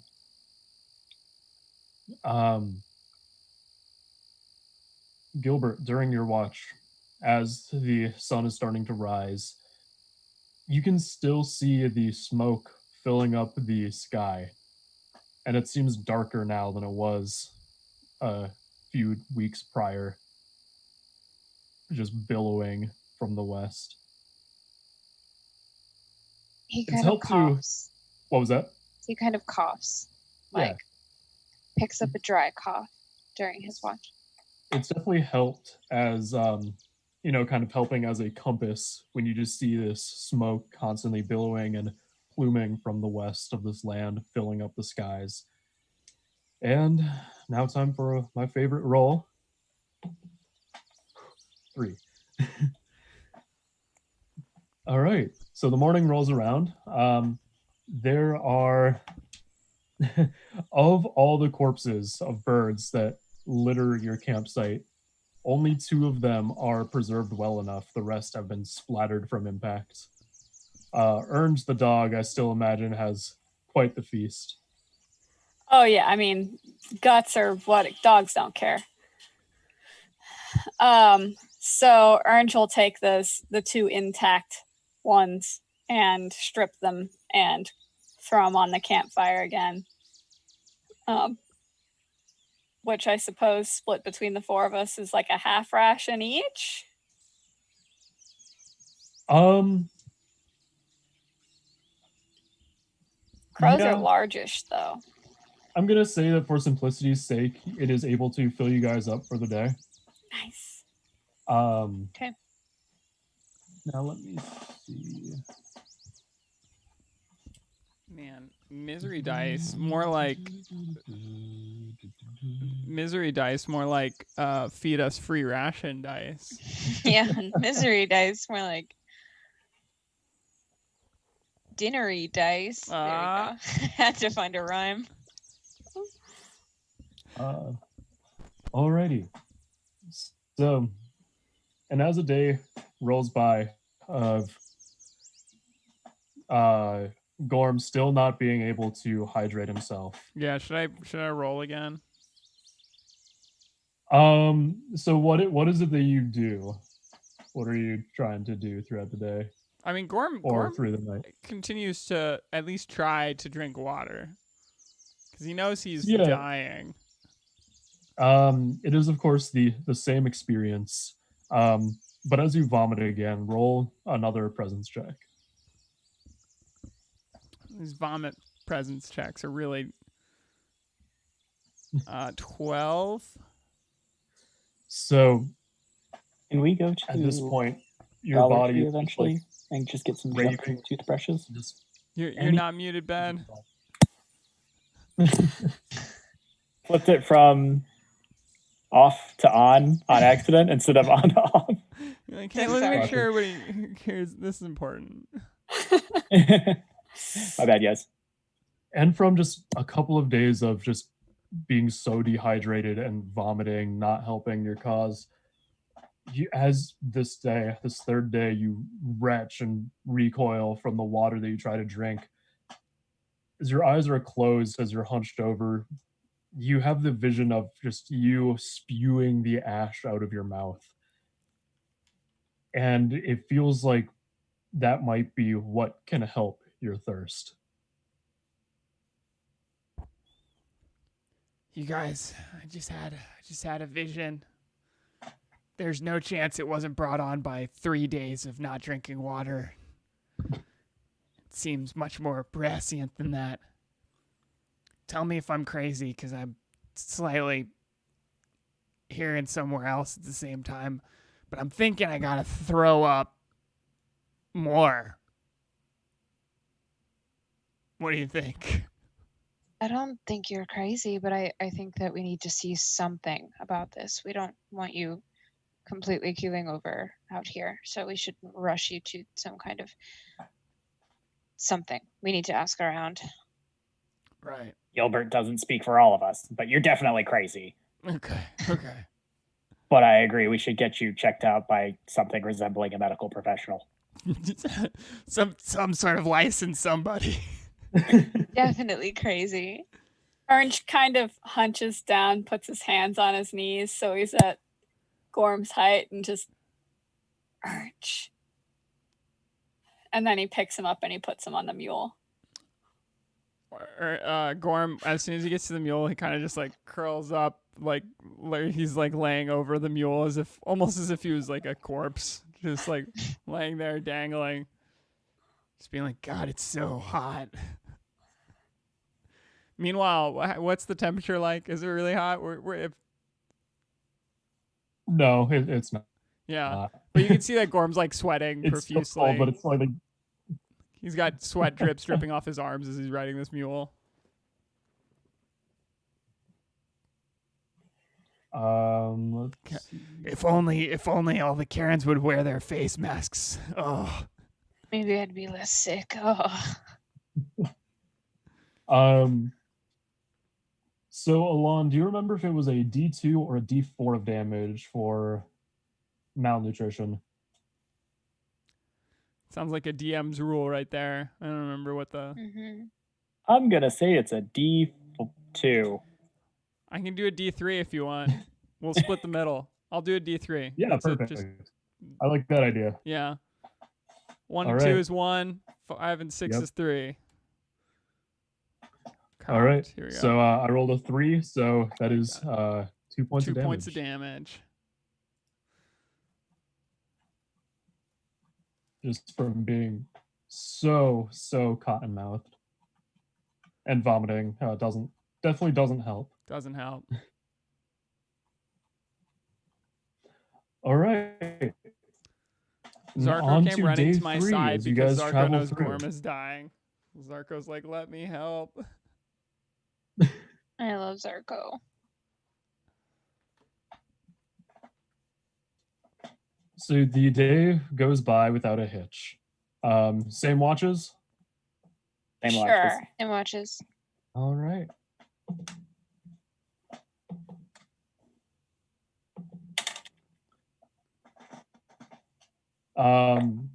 So yeah, can I have everyone make a presence check for your watch? Orange rolled a 16. Okay. The strongest of 9s. 10. All right. So the night passes by and it is uneventful. It is quiet. You are not rained upon with bird corpses. That's good. Now for my favorite part. Let's see what happens. 2. Gorm wakes up with a mouthful of ash, visions of sugar plums dancing in his head. And immediately, I mean, he keeps, like, when he wakes up especially, he forgets that he dreams of, like, water and then wakes up and doesn't need to pee. And he's so just, like, dry-mouthed, and he immediately tries to get water into his body. All right. Give me another presence check. 16. All right. You just suddenly, like, it's like when you remember the song that whose guitar solo you've had stuck in your head for a week and you finally remember what it is. You realize that just hell yeah.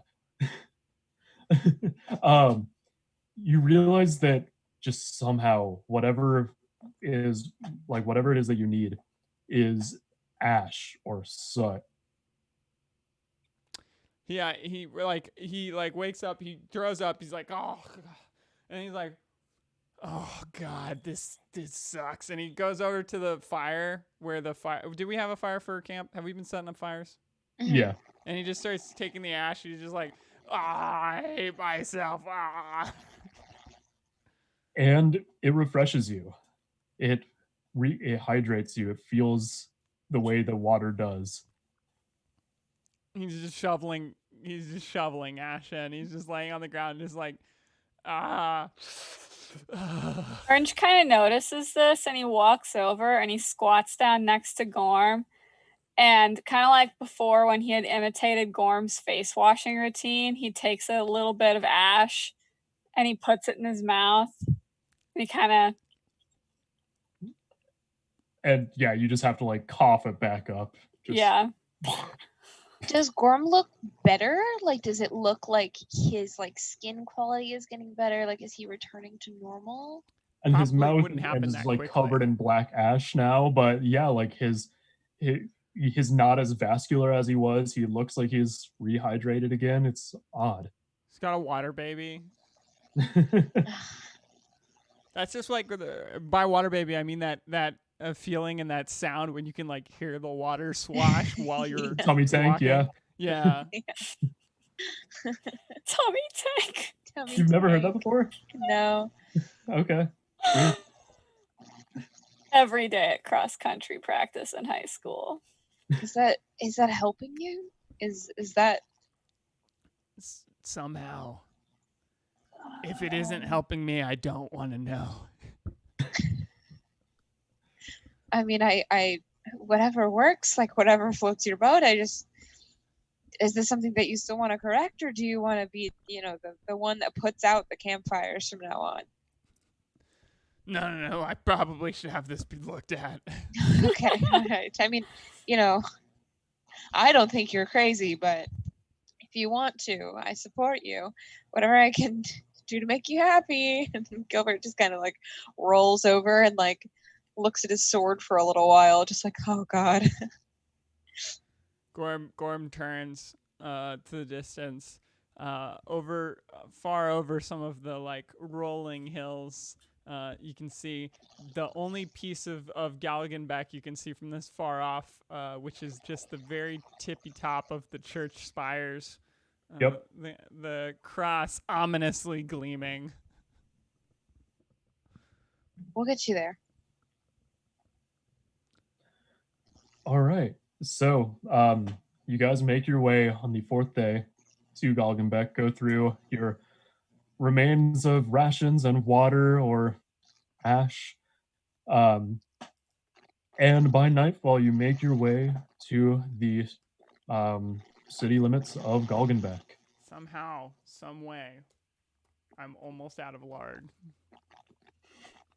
I can't believe this. I think that this is a good place to take a quick little break.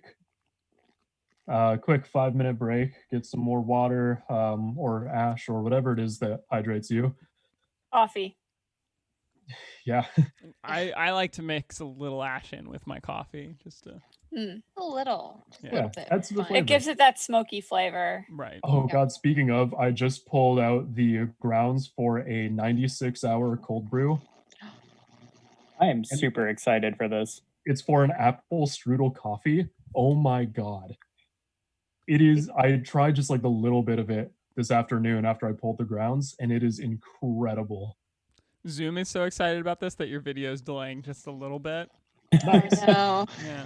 All right, everyone. We're going to take a quick 5-minute break. It is 5:26 right now, so we will be back at 31 after. Vibes. All right, and we'll be back. Take it Heck easy. yeah. Woo.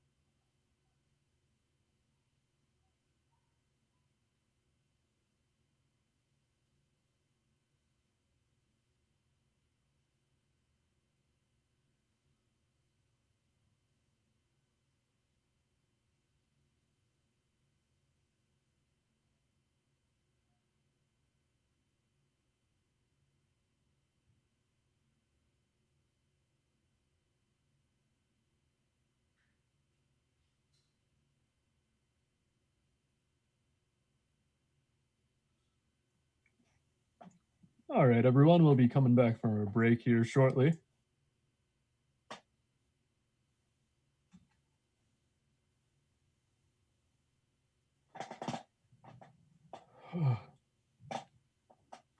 Got my Wall of Zelda in the background while wearing a Zelda shirt. This is the Moblin King, which I really enjoy as a t-shirt.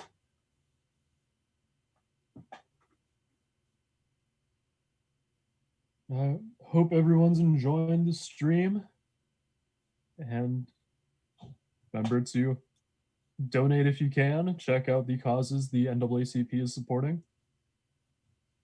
And just help spread the word and help educate people. Really, that's the best we can ask for.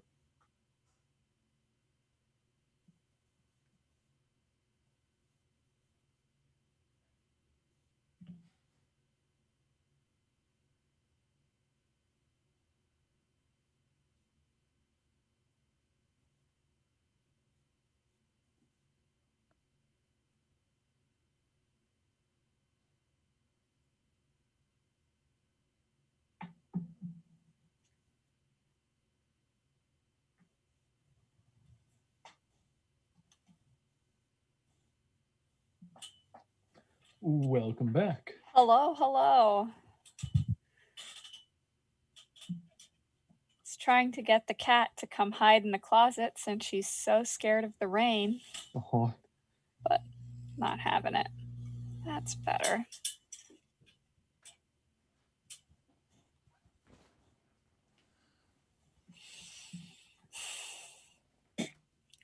Ben! Hi. welcome back.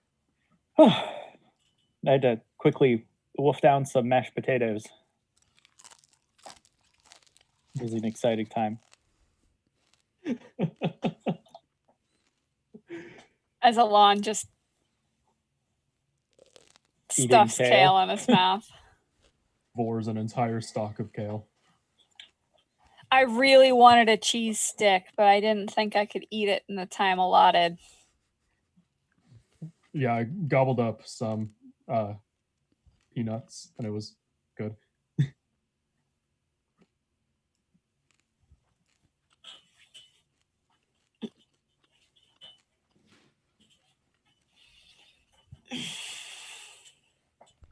I have a little cardboard castle I made.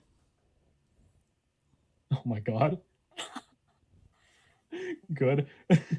I'm really digging the classic Gothic style architecture Right? It's that you did there. It's very maximalism.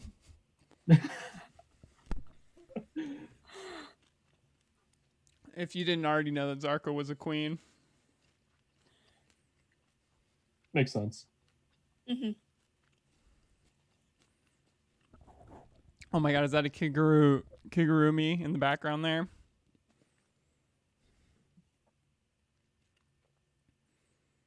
Oh, you're muted. It is my sloth kigurumi that Megan is currently wearing. Mm-hmm. Good. Good. I wouldn't want to Fantastic. encounter that thing while I watch.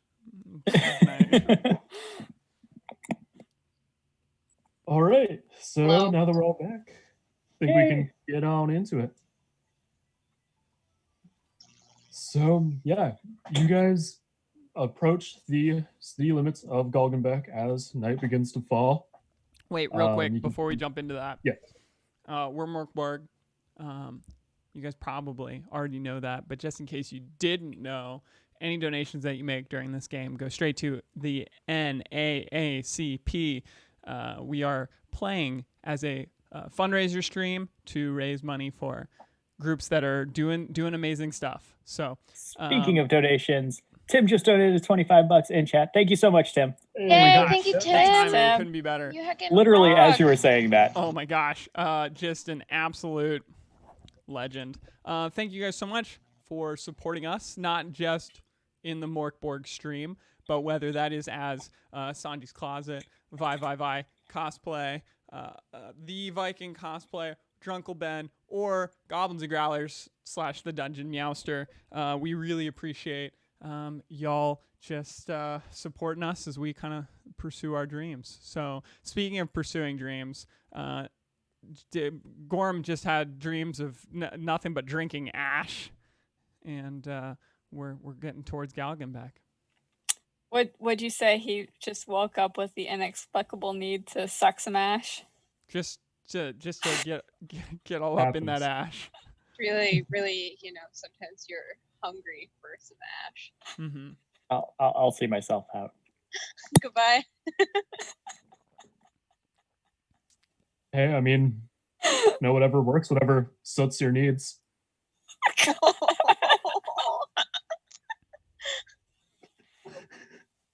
Oh my god. Now I'm mad. Also, now that you guys are here, I can share with you a very special visitor. Huzzah! Look at the little lips. This is Luna. She looks like she was wearing black lipstick. Yeah. Aw. She just really wants affection right now. I was gonna say she's doing the like, dance. Please. You have to She's provide. like, please, can I be in your lap? Mhm. Like, I'll try. You wanna? Come here. That's it, guys. Game's over for today. It's Oh now cat my stream. gosh! It's just cat sharing.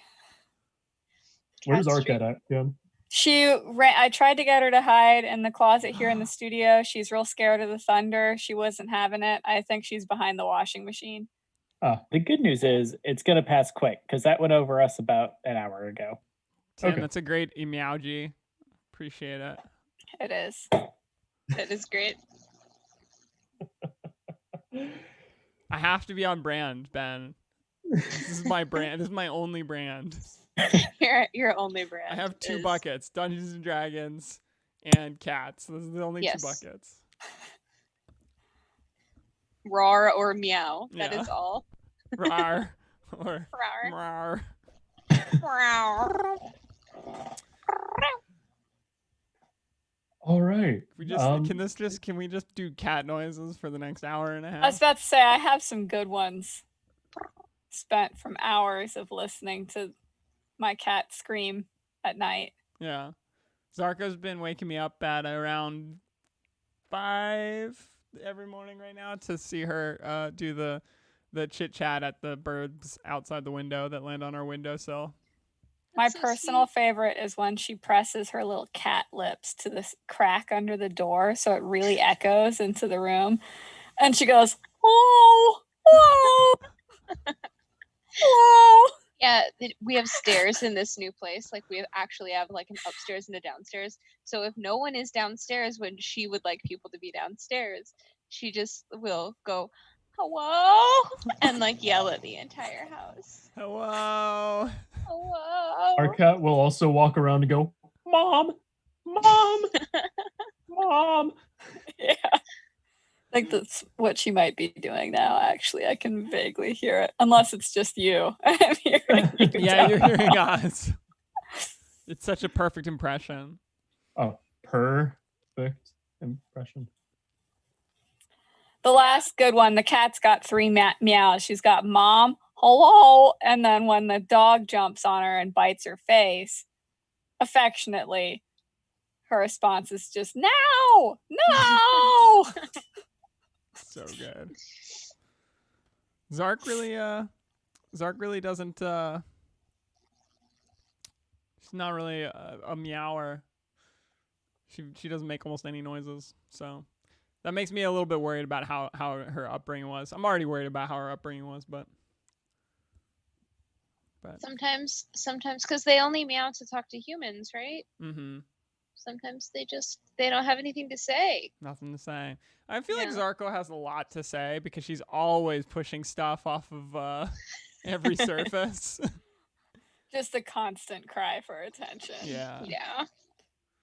But my Wild Wild Pussycat's hat has just barely managed to stay up. I'm gonna. Yeah, we saw it fall off in a different stream. Yeah, she's been gunning for it lately.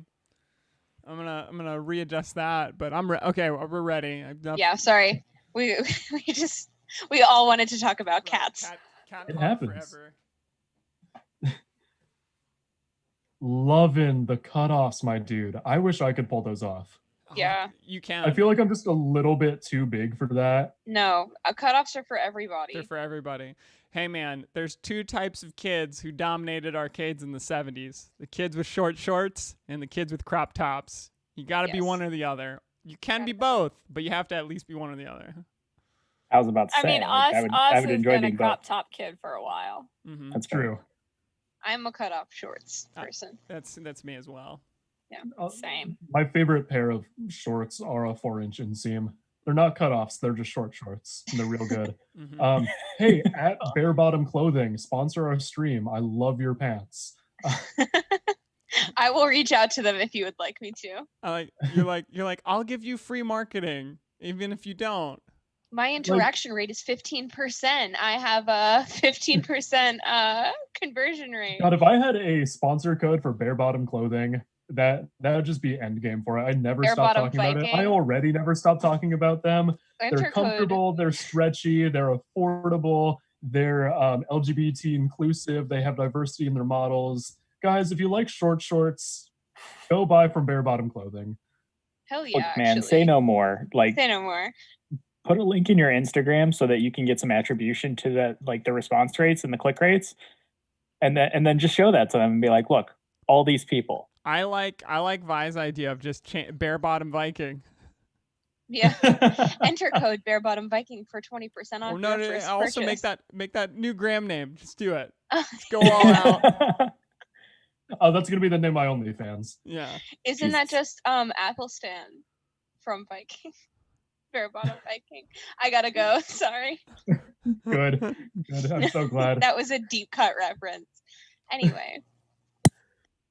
So yeah, you guys are like at Galgenbeck now, and it's nighttime. Y'all can choose to find a place to stay or set up camp outside of the city, or join the drifters and the homeless in the streets and set up a tent. Whatever you want, really. The world is your oyster. And in that it is closed and restricted, and there are not many places to go until it opens up and dies. Well, Gorm is just like, well, guess it's time, and he starts just walking towards the church. He's like, all right. He walks up the steps. This is his first time going into church in decades. Scrum will follow in tow. Okay, so yeah, you guys walk to the center of town. At this point, by the time you get there, it is into the nighttime. There are people leaving the church. There's some people going in for like evening prayers or what little resources they can scavenge from like the church and everything. And you go inside, and there are monks and priests around. Of course, there's the large altar in the center of the church. Yeah, what do you do? So I'm inside the church, and I've looked around.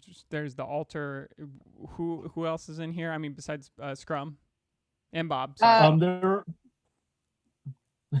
There are a couple of people around like praying. There are people at the altars. There are a few monks and priests and stuff.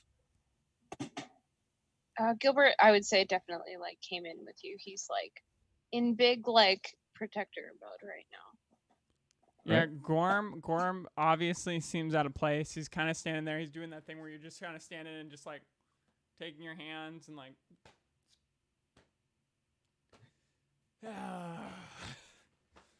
And then he like walks up to one of the people who is wearing the fanciest garb.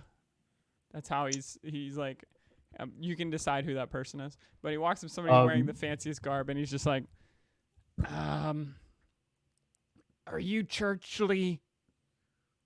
Where do I go for healing? So you turn around and ask this to Gilbert.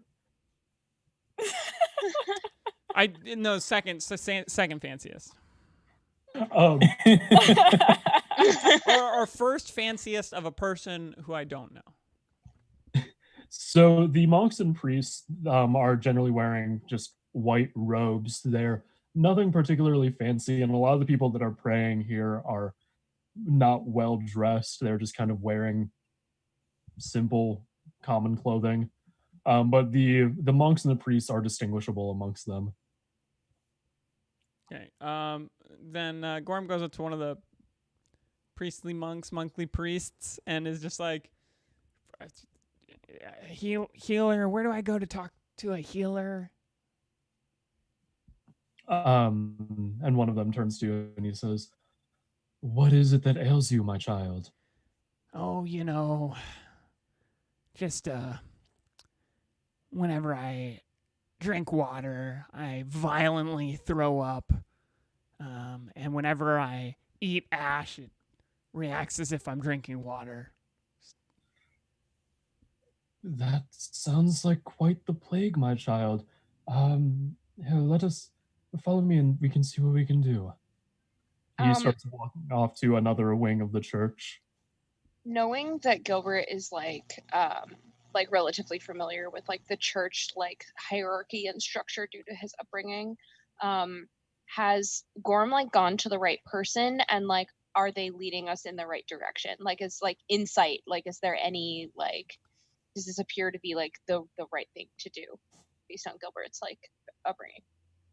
So, have you ever been to Galgenbeck and been inside like the cathedral, or We have you went to just the been to like? library, which was attached to like a rectory, if I'm not mistaken. But I Yeah, I just remember mean it like being in Gilbert's past, or has he only been to like smaller churches and Gilbert's his? Gilbert would have like mostly stayed like to his like father's or sorry, the local king's like whole castle, which like usually has like a holy sect in it. But Okay. he would have made friends with all of the like underlings because he was like a servant there, so he would know like church moving people, I think. Okay. I don't know. I assume that religion would be compulsory in the medieval sense in that sort of a situation. Okay. Um, so yeah, you know that quite often when people would be ailed by just like acts of the darkness or believed to be plagued from Necrubal, that for like spiritual healing and things like that, yeah, they would go to and many members of the church are considered to be healers in that regard. Okay. Some of them practice like more physical medicines, but more often than not, if you want something like that, then you'd find like the like barber surgeon kind of thing. Okay. Gilbert's just gonna keep an eye out to make sure that like nothing funky is going on here. Like he's gonna pull on his like his general knowledge to make sure that his friend isn't being taken for a ride. You know what I Okay. mean? Sounds good. Um, so yeah, the let me see here for one moment. But the monk leads you to another wing of the church. He says, "Our healers here can help you and see what this plague is that has ravaged your body, my child." Okay. Yep. Um, Uh, and so there is. Oh, go ahead. well, I was just gonna say, Gorm walks up to the nearest person in there and is just like, "Hey, I'm the one who's having his body ravaged.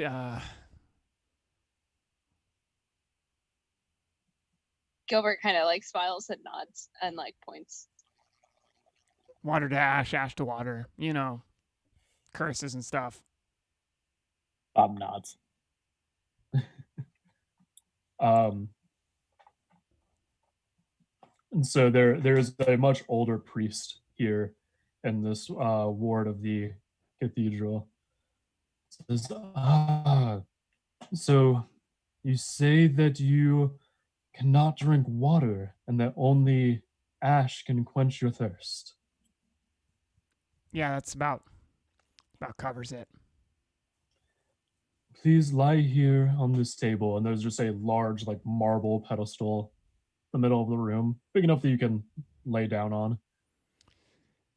Oh, I'm having some horrible flashbacks, but yep, okay. Gorm goes, lays Scrum down on the table. Scrum kind of leans over and whispers in Gorm's ears, They're gonna cut your toes off.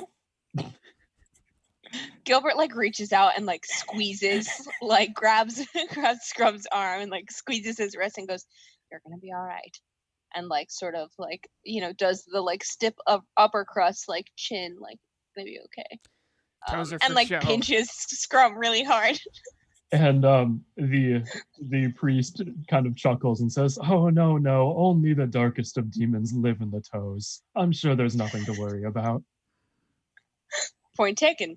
Toad you so.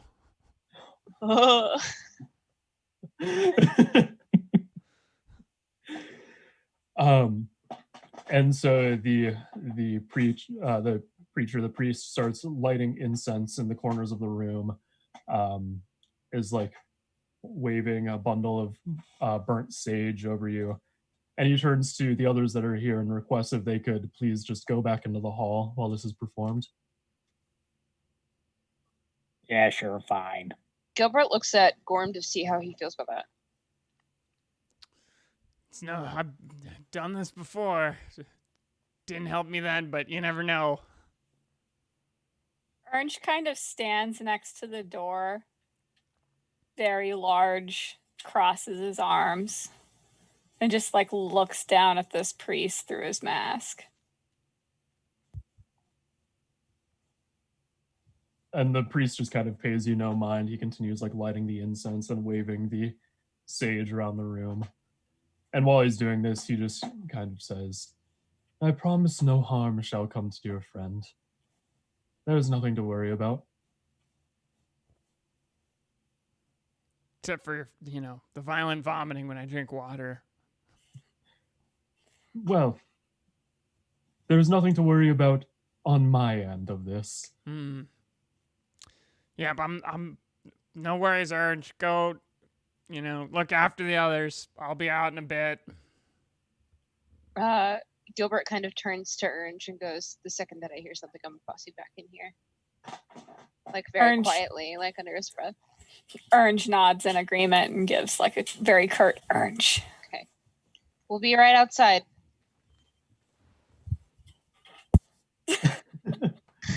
Yeah. Hey, Gilbert turns to leave. So, as the priest continues to do these rituals around the room, he asks you, Gorm, "Now, have you done any sorts of magic or made any deals with odd creatures?" No deals. Did some magic. Didn't work.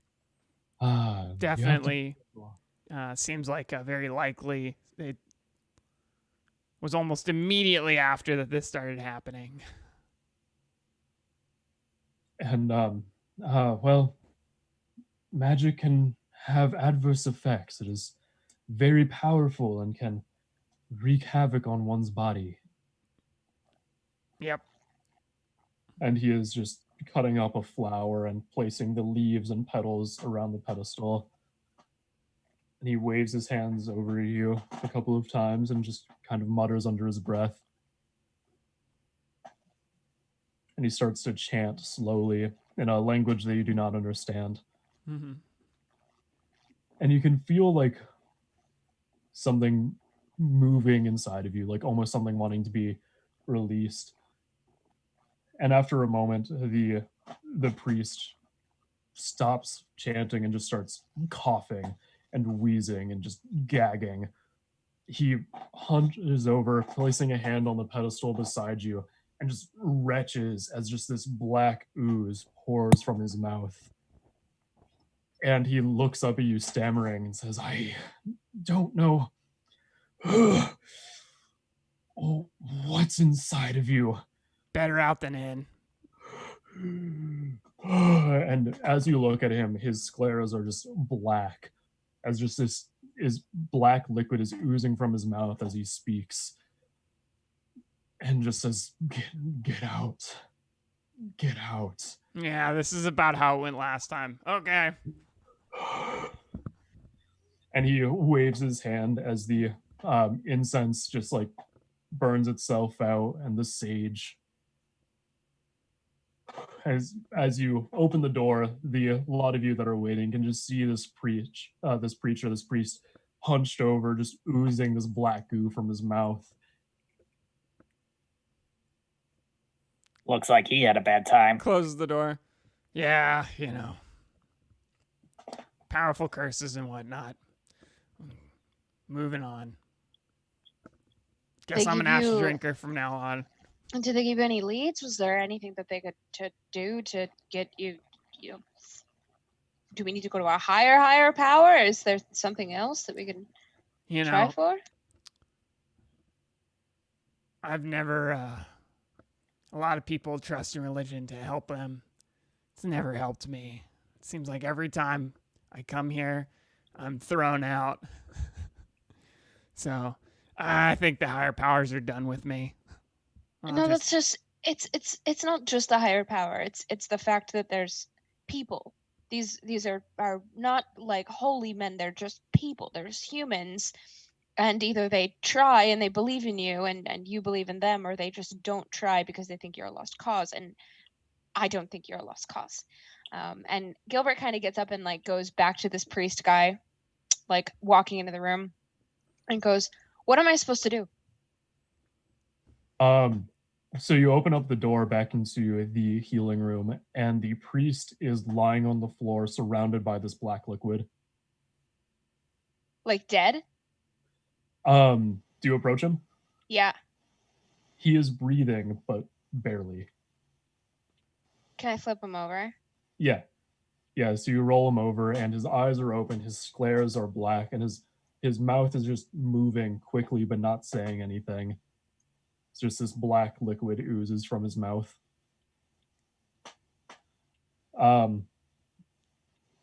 Gorm, you've definitely seen this before from probably the last time you were in a church. Did they follow me in the room? I mean, I was gonna go talk to the priest guy. Do you Scrum would guys have followed. Gilbert? Scrum would follow, yeah. Orange is gonna guard the door. Yeah, Gorm's like, we should probably leave. They don't really like it when this happens. What happened to you? This has happened to you before? Yeah, anytime they try to, do some spiritual healing, this is usually the result. That guy will be fine. But they're usually not super pleased with me afterwards, even though I just lay on the table.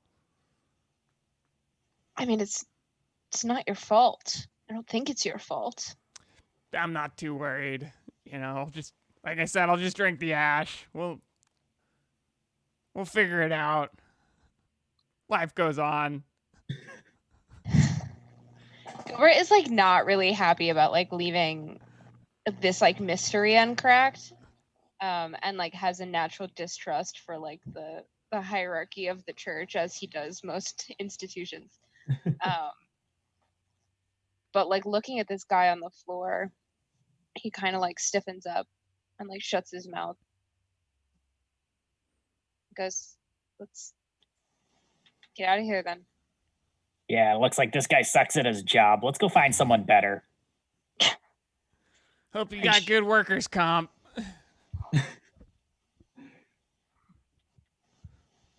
It's a private institution, of course he does. It's a church. Tax exempt. They've got a lot of money. Well, All right, I guess. Well, that's the last time I go to a church. Oh, gosh. I'm so sorry. I had no idea. You've done this before? I mean, did you think it was going to have another result? Yeah, it probably would have, whatever amount of time, 7, 8 times. When I was a kid, this would happen every time. So they banished me, Was that somewhere that you used to live that you were banished from, or banished from church in general? No, from where I lived. But they also said don't ever step a foot in this holy grounds of churches ever again. To which I said, okay. So Who knows? Maybe that's part of the curse. I don't know. I'm not too worried about it. It was a long time ago. I mean, if you're not worried about it, then sure, we can move on. I mean, you seem to be a fine stand-up individual, more than these guys. He kind of like motions towards the church, like angrily. You know, I think some people need the church more than the church needs them. I think And you're right. I'm happy for them if they're happy. It seems like every time I go, it just brings me trouble. So, and then it seems like I bring trouble to it. So, best if this might be the last time. And Gorm kind of like takes a kiss. He pats it on the church stairs and is like, well, hope that you go your merry way, have a long, fulfilling life. Catch you on the other side. Just starts walking down the stairs. Gilbert follows. Yeah, Scrum's gonna follow too. Well, that's all I had that I needed to do besides going and getting some more rations. I think we need rations too. Yeah, for sure. Yeah. So it is into the night at this point, and the marketplace is not open. There's no one about really peddling goods. There are places to go and like get a meal or something if you so choose. Oh yeah, we gotta go see Poltroon. Yeah. Yeah. I don't know why I was so, preoccupied with the throwing up water, eating ash. Yeah. Thing. It just totally slipped my mind. No, it was we had pressing things to take care of. I mean, Paul Trin's he's a grown ass man. He can do whatever he wants. And I mean, he found somebody and seems to be in love. So, some of us get ash in our throats and some of us get, eternal companionship. When life gives you ash, you form a diamond. Use that diamond to ask somebody to marry you. But don't actually buy a diamond. Those things. The market on those. Oh my god. Oh my god. Okay, so you guys go back to the tavern that actually sells the best ale in Galgenbeck. All right. I forgot about that. And I do not know what happened to my notes unless I just didn't save properly or what. But I do not have the name of Poltroon's companion anymore. Shoot, hold on. My notes are in front of me.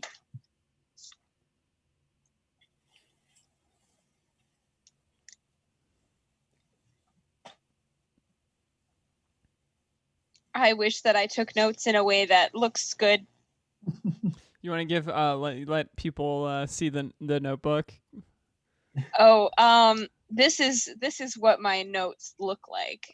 Where like they Yes. appear to be not that bad, but like I would have you know that it starts to just be words after a point. Good. Yeah.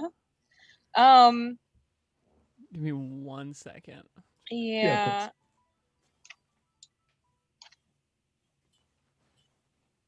Hello. Ha ha ha. I don't have it. Okay, well. Let's get him a new name, shall we? Yeah, let's do it. Chat, if you want to name Poltroon's companion, or give him a loving nickname given to him by Poltroon, go ahead and go for it. If not, I'm gonna roll for a random name.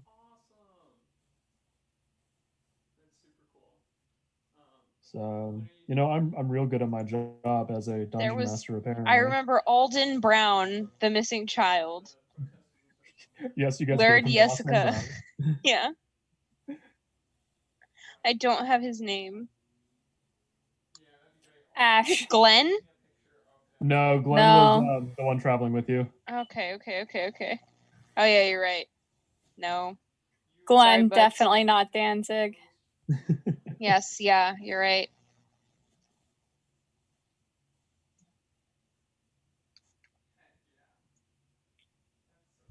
Yeah. Chat, do we have a name? Chat hasn't given us a name Chat yet. has not given us a name. Let's call him Greg.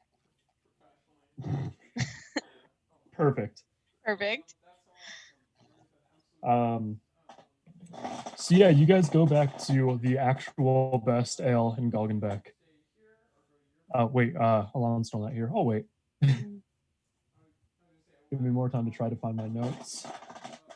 Did I put them in here? I don't think I did. I think these are notes for my other campaign. Yeah, the one where you played that really mean trick on us. And Ben helped. Yeah.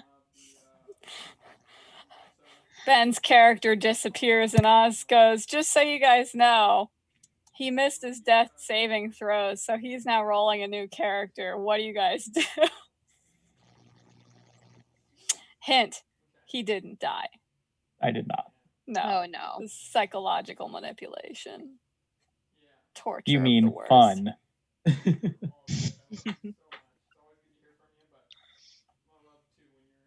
The way I saw it, we explored everywhere else in there. The only place to go was down.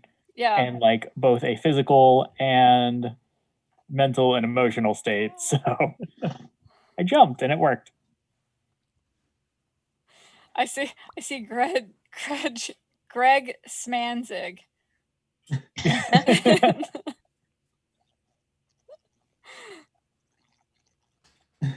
So we're Good. just Greg reading random Smanzig. name generators right now.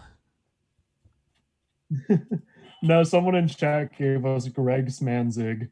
Oh, as a Smanzig. name? Yes. Yep.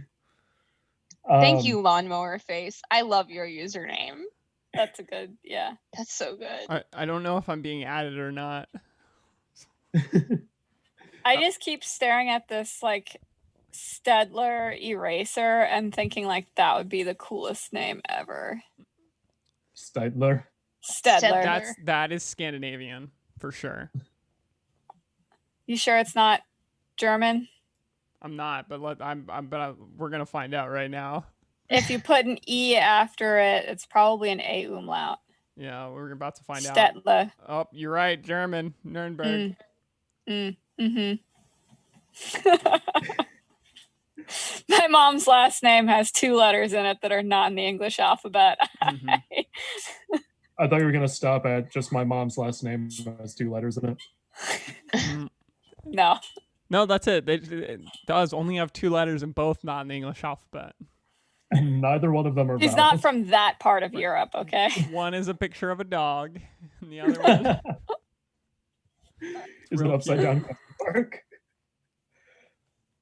All right, so you guys go to the actual best ale in Galgenbeck. I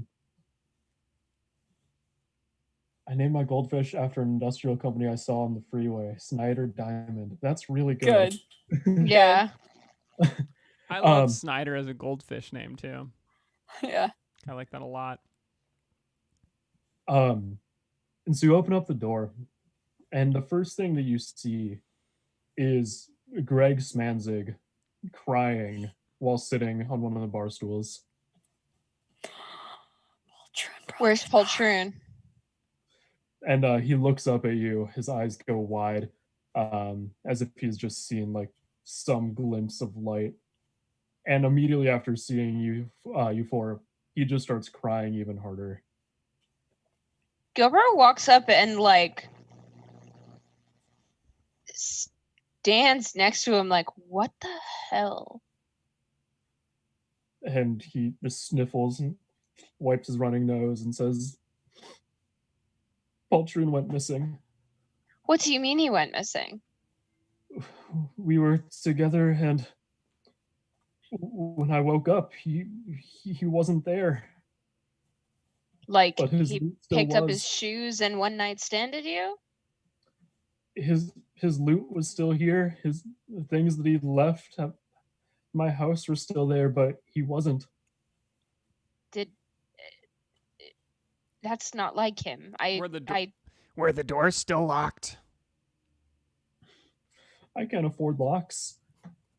Who can in this economy? I'm sorry, that was too funny. I was more trying to judge where you are on the class spectrum, and I see you're right where we are. Nice.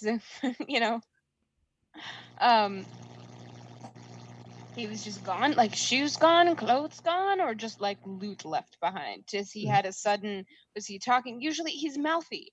Was he talking about a sudden change of career? What the hell are you talking about? No, we were just talking after a good night together, and we went to bed. And when I woke up, he wasn't there. He still had his overnight bag was still here, and just gone. Was there a letter, a horse head, maybe some type of symbolism to represent a letter? Did he write you a song before he left? He usually does that, even if you've told him repeatedly not to. No, he didn't. All there was in his shoe. There was this, and he holds up a paper that has been unfolded, and inside is the symbol that you've seen a few times now of the crescent moon with antlers on it. Gilbert snatches it right out of his hands.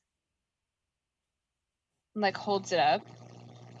Can you refresh my memory, DM, with where I've seen this before? It was on the one guy that was sent to murder me, right? Yeah, it was tattooed on his chest. Yeah. Yep. So yeah, it was tattooed on his chest. And that he had the letter in that referenced the schoolyard. And Glenn mentioned it as resembling the emblem of the cult of Necrubal, but different. God, I can never take that name seriously.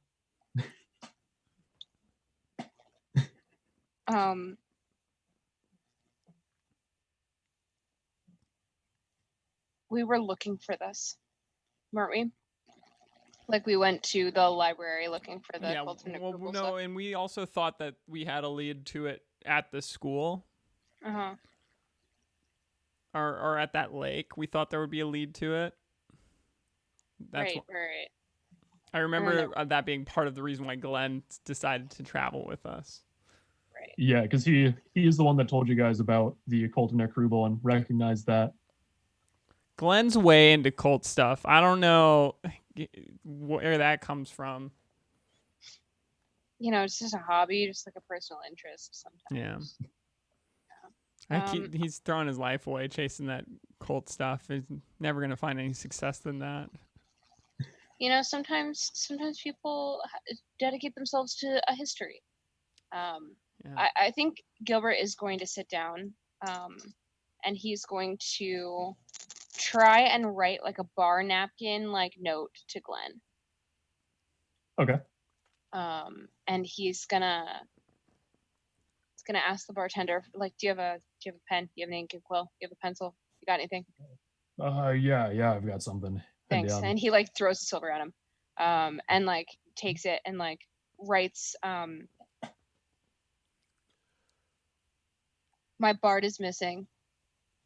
Only this was left behind. Second time I've seen this symbol. Necrubal? ? Beat us in Galgenbeck. I'm gonna roll it up. Wait. P.S. Sorry. If you want to scream, then scream with me. He'll know what that means. I will scribble that on the bottom, like underneath Gilbert's like ornate like signature, and then like in a little chicken scratch, like right at the bottom. It's like, if you want to scream, then scream with me. And he's gonna try and find like a raven either tonight or in the morning to get this to him. Interesting. Okay. I don't know if like owl houses or I don't know how that works. It's really more of a question of whether or not the bird makes it there alive. Yeah, what's the United States Postal Service situation? Yeah. We have to. Where do I support them? How do I buy some stamps? Well, in this world, it's kind of just like finding the highest point that you can and just yelling. So you're saying if you want to scream, then scream with me. Yeah, exactly. Yeah.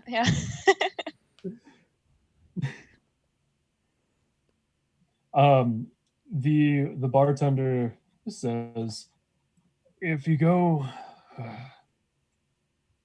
to part of the nicer part of town, I know that some there are people that deal in aviary mailing, but it ain't cheap, unfortunately. But they might be able to help you in the morning.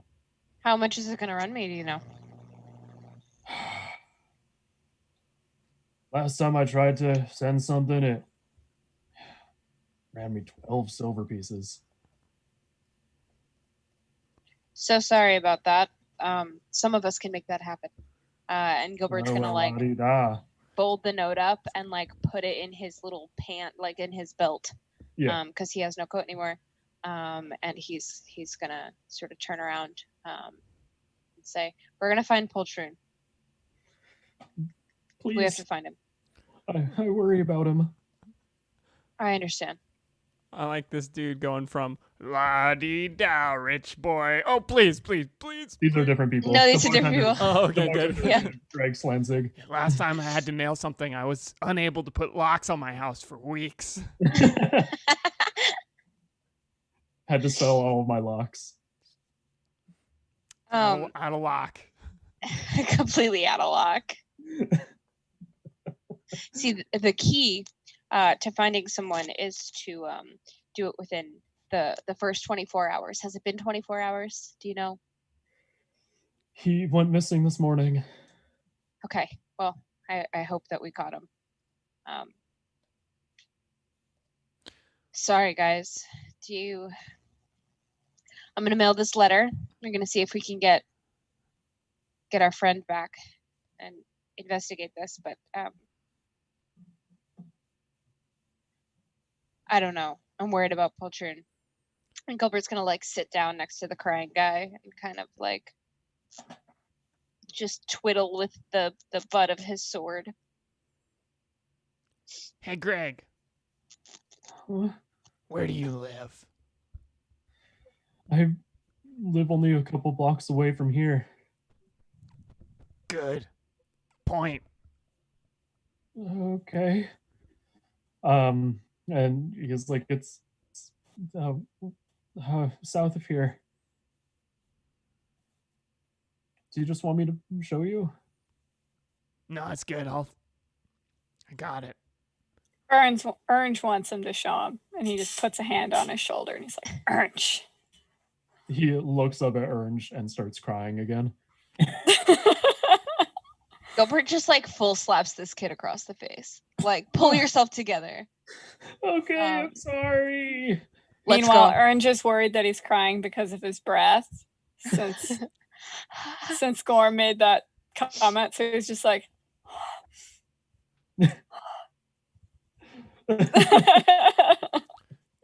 I think Gorm, now that he drinks a few liters of ashes a day, has like the most classic smoker's breath. He smells like a London bar. Oh, Just yeah. like oh, Gorm yeah. starts going into like temples and churches and things, and just like scraping incense ash Just like into rubbing his bags. gums with it. That's how he gets. So That's how that- he gets some nice, like minty fresh. Yeah, so he can have nice breath. Incense a- ash is the menthol of water for me. Like Crystal Light, really. Yeah. It's like just like dragon's blood. Ooh, that's a nice Oh one my. today. Walking along, it's very quiet, and you just hear this like weird scrape crunching sound as Gorm's chewing on ash. He just is chewing on. He takes the. He'll take incense sticks and just like. As I said, just rub his Crunching. gums all up in there. Like a corn dog. Yeah, but thinner. So it's like Pocky. It's Yeah. the forbidden That's what it Pocky. is. It's absolutely Pocky. Heck yeah. Forbidden Pocky. Oh, Forbidden Pocky. Lord. Yes. My yes. God. Oh my God. All Yeah, right. and Gorm's hip, so he only does lavender forbidden pocky. Yeah.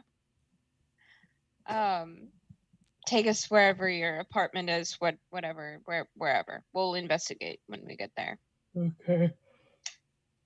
And he leads you south a couple of blocks to just rows and rows of tiny buildings, practically stacked on top of each other. Um, like you could reach out of a window and shake hands with a neighbor. These raggedy, like Gorm falling does apart that. building. Yeah. And they look like they've been built on top of each other to form these apartment buildings. Um, and he brings you to one of them, and he's like, "I'm on the top floor of this one." Um, and he leads you to like the back side of the building where there's just a ladder leading up to the 3 floors of it. Um, and each floor has a door on it. He climbs up the ladder, opens up the door, and carefully steps off the ladder and into this apartment. Is this the only in out? Sorry, is this the only in out for this? Other than the windows, and his apartment is tiny. It's about the size of the office that I'm in right now. It's very poorly lit. It is still kind of in the middle of the night right now. Um, and yeah, there is a hay-filled mattress on the floor, a tiny chest of drawers, and a countertop with like a small, like wood burning, essentially Bunsen burner stove, like countertop stove kind of thing. Yeah. So Gorm walks in, and he just takes a quick handful of the ash, and he just takes it, and he kind of like, but he like almost like he's like loading a pipe, but it's just in his hands. He's making it more condensed so he can kind of like drink it when he wants to. And he's like, "Nice place you got here." And Greg just kind of looks at Gorm in terror, just. And then Gorm takes the ash and he goes, "Whoa," and he just throws it onto the windowsill to see if there's any fingerprints. That's such a move. um. So the ash just kind of like scatters across the room and onto the window and stuff. Um, looking closely at it though, it seems like the window is just extremely easy to move. Like it doesn't take much effort on your behalf to open it up. Right. There's no Um, oils on the windowsill or anything that collect. no.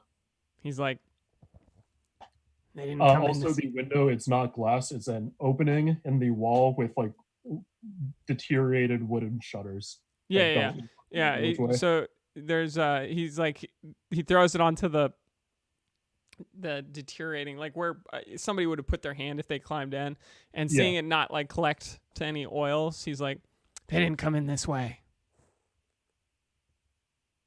How narrow is the space that this ladder is in to get up into these apartments? So it's just a ladder on the backside of a building. It's not like confined or anything. So Oh, it's kind of okay. just like in an alleyway, essentially. Okay. He says that, of course, and he kind of stands there, continuing to look at the window. Meanwhile, the door is wide open and there's no lock on it, right next to him. And he's like, I just can't think of how else they could have gotten in. Can Gilbert sort of like open the like door window thing and like stick his head into another apartment? Like, is there like a side, like any way that somebody could have like been in another apartment and like hopped over to this one? So yeah, the space between this window and the window that is looking right at you is about like 4 feet. Okay. Are there any signs of like any forced entry whatsoever in like that apartment or in any of the like windows that he can see? So the window is very much the same. Like there's not a latch on it. It's just wooden shutters that just kind of do whatever they want. There's no security on these buildings. Okay. Are all Poltroon's things here? Yeah, his loot is leaning against a chest of drawers, his shoes, a small bag with like some other clothes and things in it. Gilbert's gonna pick those up and sort of go through them and see if he can find any other like hints. So nothing stands out at you. And Greg, as you're shifting through, he's just like, I checked through everything to see if you wrote a letter, but all I found was what I showed you. Hey, All right. Orange. Does Orange do any tracking? Orange looks at the rat on his shoulder and back at Gorm. Gorm figures out what happened there, and he goes, I'm in Orange. Do any tracking? Orange kind of shrugs.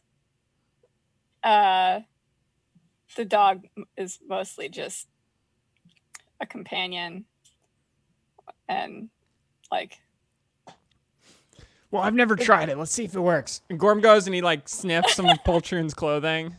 He's like, I've got this new ash water power. Maybe, I don't know. Who knows what else could have changed. He's like, The like cigarette smoke smell Yeah. like interferes with like whatever smell you're smelling right now. right. And he's like, Yeah.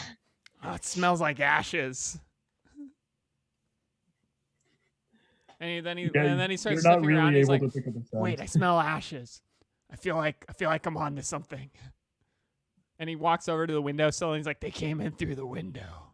I think they did. Are you picking anything else up? Is there any other particular smell? Gorm just kind of like licks the ashes off the windowsill. And he rubs it against the top of his mouth and it turns to... Does it turn to water or does it just act as water? Okay. Rubs it just against the acts top as of his water. mouth and drinks it. And he goes, it happened last night. Thank you very much. We're putting the puzzle pieces together. I feel like we're definitely getting closer. Yeah. Is there anything, DM, is there anything else in this room that's like worth picking over? Are there like loose floorboards? Are there like dents in the wall other than the general wear and tear? The answer to both of those questions is yes, but it is just like the shitty just state like- of these apartments. Yeah, okay. We'll find him. Whoa, just... what state of these apartments? Hey, I didn't drop the bad word. $10 to the jar. mhm. The tip jar. Don't worry, we'll find him. So yeah, even as you guys were coming into this part of town, there were just like people sleeping in the streets and stuff. And just, it is not a nice part of town.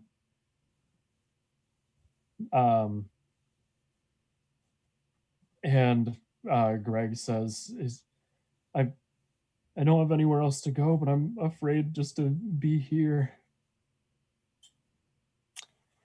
Where were we sleeping tonight, lads? The last time you were guys just in the hostel, I believe. You wanna Orange take is one with looking us? around this tiny apartment that like he takes up a lot of the space in. Like, this would be a comfortable place to stay. Just like nodding. Orange. You want to stay with him? Orange. All right. You want to go back to that other hostel, guys?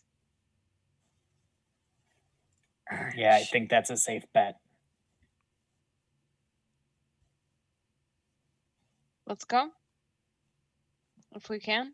I don't think there's any other clues that we're going to find here. I mean, clearly they're professionals if they have the money to hire people, and then they can make, one of my oldest friends just kind of disappear. By the light of the moon. we descend down the ladder. We start walking towards where the hostel is. Yeah, so you guys traverse back to where that hostel was. It wasn't too far away from the actual best ale in Golgenbeck, but it takes you a little bit to get there. And for each of you, a night there is going to cost 3 silver pieces. Does Gilbert take one last look back at the? Well, wait, did we grab his stuff, or did we just leave his stuff there? We left his stuff there. We're like, he's better to store it here. Yeah, I mean, I don't think that's he owns it, right? Yeah. Yeah. Does he own it? We never asked. Kinda. Yeah. He rents it. God, this is the most millennial feeling. Yeah, it really is.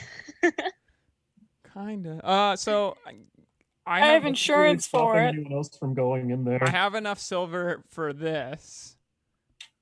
But I'm also going to have gotten some. Oh, we haven't gone to the market yet, so I haven't gotten Not the market yet. Gilbert is going to pay for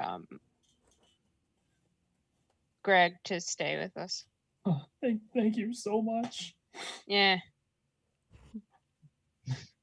You said how many silver to stay? 3? 3. All right.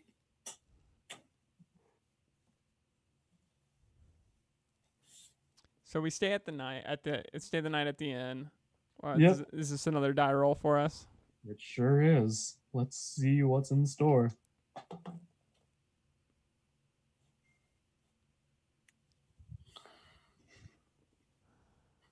Wait, are you serious? I sure am. I thought you were like, please hold. Please hold while we register this one. How many do we have left? We have 3 left. Killing me. We have 3 left, right? Yep. Yeah, we're at 4. All right. So we're all sleeping. This dude made a mistake resting with us because he's gonna have this shared dream. So you have this vision of this person standing on the edge of this cliff. This time you are closer to this figure. You can almost get an outline of them from the rising sun on the horizon.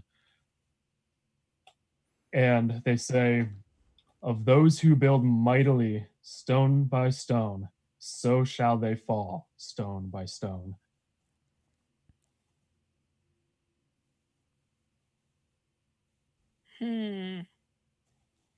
Spooky. Yeah, Gorm wakes Cryptic. up and he rushes over to the now just burnt out fireplace and he just starts splashing some Ash. soot and ash on his face. He's like, oh, that was a horrible dream. Oh. Gilbert wakes up clutching his sword. Probably lots of people in close. this hostel, or at least a handful, too. Definitely. Yeah. So Yeah, it's Gorm, kind of after he just does- more after he does space that, surrounded by a bunch of Of people. course, he grabs some of the ash and he's just like, Yeah, it's like a charcoal toothpaste. yeah. I was about to say, Gorm is about to be the most exfoliated, squeaky clean. He already was, and he's gonna take it to the next level. Oh yeah. He's like he's got like a very Mimwa Moite Yeah. sort of Oh, look yes. going on. Yeah. He's on the cover of Who's Cursed Now. Whose curse is it anyway? Whose curse is it anyway? My God, I would love to do some scenes from an axe. Scenes from a decapitated head. Yeah.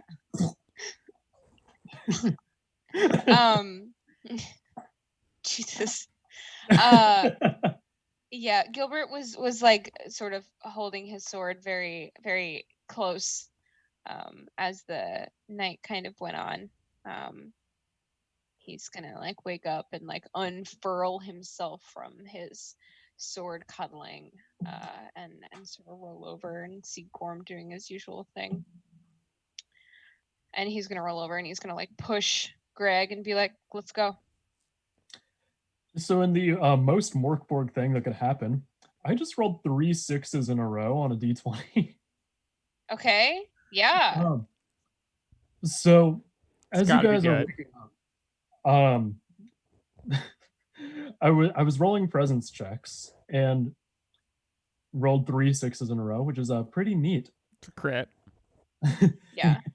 And Ernj, as you're getting ready and everyone else is talking amongst themselves or trying to get Greg awake, you hear people say, like whispering amongst themselves, I wonder if those hooded figures are going to come back. Yeah, who were they? What was that about? It's weird shit, man. Don't know what's going on. But I mean, hey, they didn't come anywhere near me. Didn't come near my family. I guess I don't have too much to worry about. Yeah, they don't know what they wanted. I just, saw them scurrying about town. Orange is very curious about this, so he walks over to them. As you walk closer, they kind of change this subject. This conversation dwindles off and is like, you notice that the lard has been a little bit too salty recently? Yeah, I have noticed that. It's really weird. I wonder what changed. From across the room, Gorm's like, you bite your dog. Orange is going to walk over to them and ask them about the hooded figures in the way that Orange would. And he just like looms over them and he's like, Orange. They look over and just like, oh, no, how can we help you? Orange asks again. It's just Orange. And the two people just kind of exchange glances and they're like, I don't know. The other guy says, yes. If you want to see a picture of Orange, just to know why these guys are in the state that they're in, besides the fact that Orange is like a 6'6", built like a tank with half a metal face, there's a good picture on the Viking cosplay Instagram. It's true. I enjoy that picture a lot. It's so silly. Mm-hmm. It's very good. I just think it's important for people to know why these people are reacting. Besides the fact that Orange is saying just Orange, they're reacting also to the... I don't understand what they could possibly be reacting to. Orange is a cinnamon roll. Spelled with an S-I-N. I would describe Orange as a mattress of a man.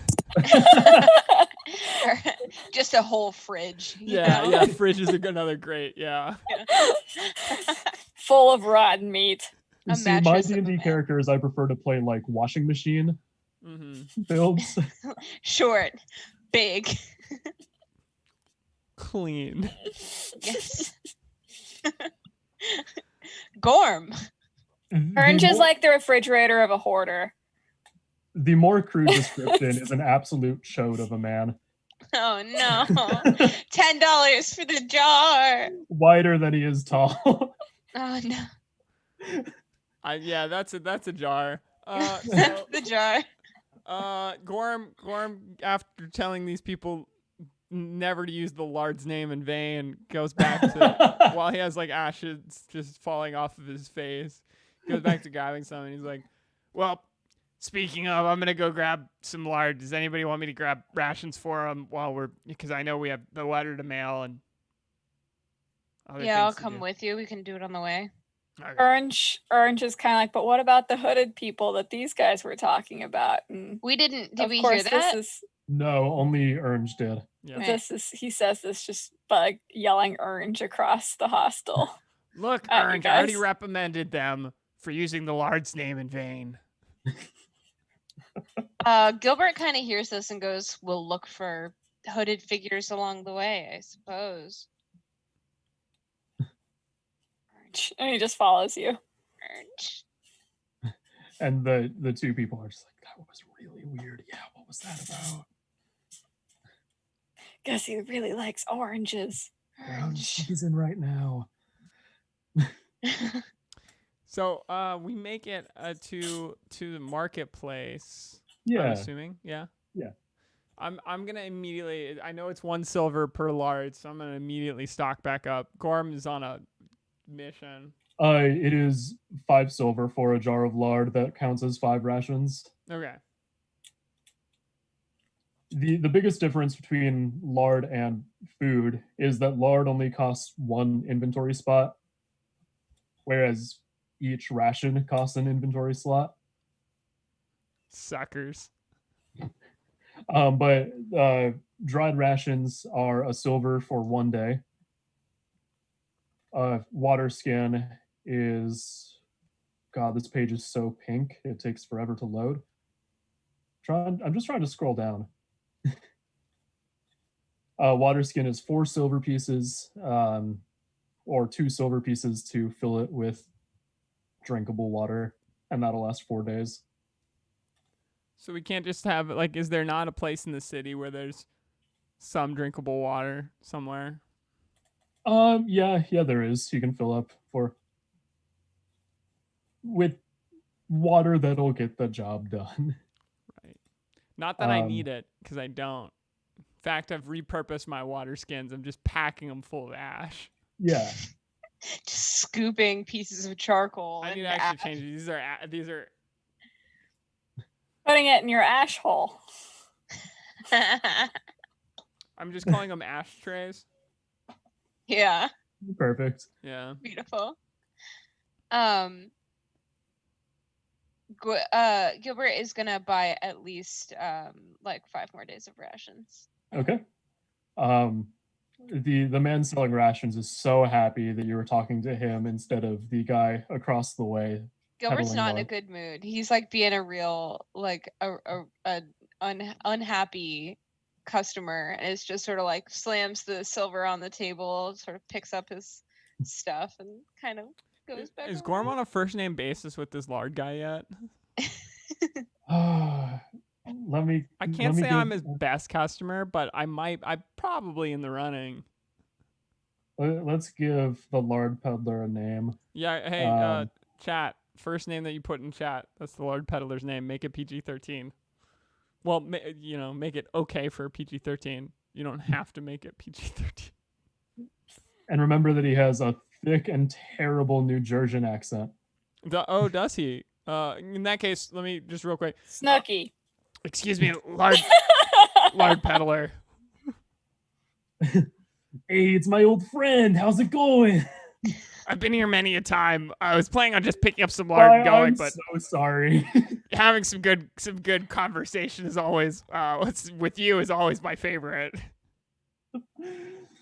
It's great to see one of my favorite customers. How are you doing? Oh, I'm okay. How's your family? Could you talk at length? I've never asked about your family. Lard peddling, it's a lonely trade. I'm always on the road. I'm always peddling my wares. I ain't got time for a family, you know? Oh, I'm not a father. I'm a godfather. I understand. Well, I'm But gonna grab a nothing holding jar, me of down. course, and never stop by without getting a jar. Just Of course, I got a fresh jar just for you. sometimes I don't even need it. I just want to support you. And, support your small businesses, your small local businesses. Right. Not going into a corporation's pocket. It's going straight into mine. That's helping me out. You know it's good.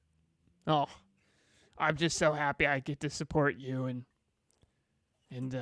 you're a bright sunshine of life. Like I feel like anyone from where you're from, people must love them because of how bright you are and how much lard you bring into the world. And he kind of looks past you at the dried food vendor and is just like, it's good to meet someone that knows what he's talking about. And from across the way, you can just hear the sound of the dried food seller slamming his head against his stall. I want a good greasy name from this random name generator because chat hasn't given us anything yet. Let's see. There we go. Tully. Tuli. Gonna write that New down. Jersey Michael. Jersey Michael. I hear they make good subs too. Tully. Do you mind if I call you Tully? I wouldn't have it any other way. That is my name, after all. My name's Gorm. Pleasure to meet you. It's a pleasure to finally go by names rather than, what the priests want us to go by, our titles. hide behind some type of profession as if that's our life. They can't reduce us to that.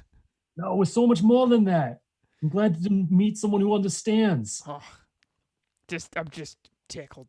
Okay, we'll talk soon. Totally, go Jets. Have a good one, Gorm. Orange is gonna get 5 more days of lard. And he's also gonna get some rations for his mule. Okay. I can't remember how much his mule rations cost. They're the same. Silver a day. Okay. So he'll get 5 more days, or no, 7 more days of those. God, it's a good thing I don't have a companion because they do not give my class much silver to start with. Yeah, at this point, Scrum is just shaking upside down an empty coin purse. Oh no. Then he finds the hole in the bottom of it, and he's like, well, there's nothing in there anyway. We need to make some money, y'all. Yeah. Gotta get paid for something.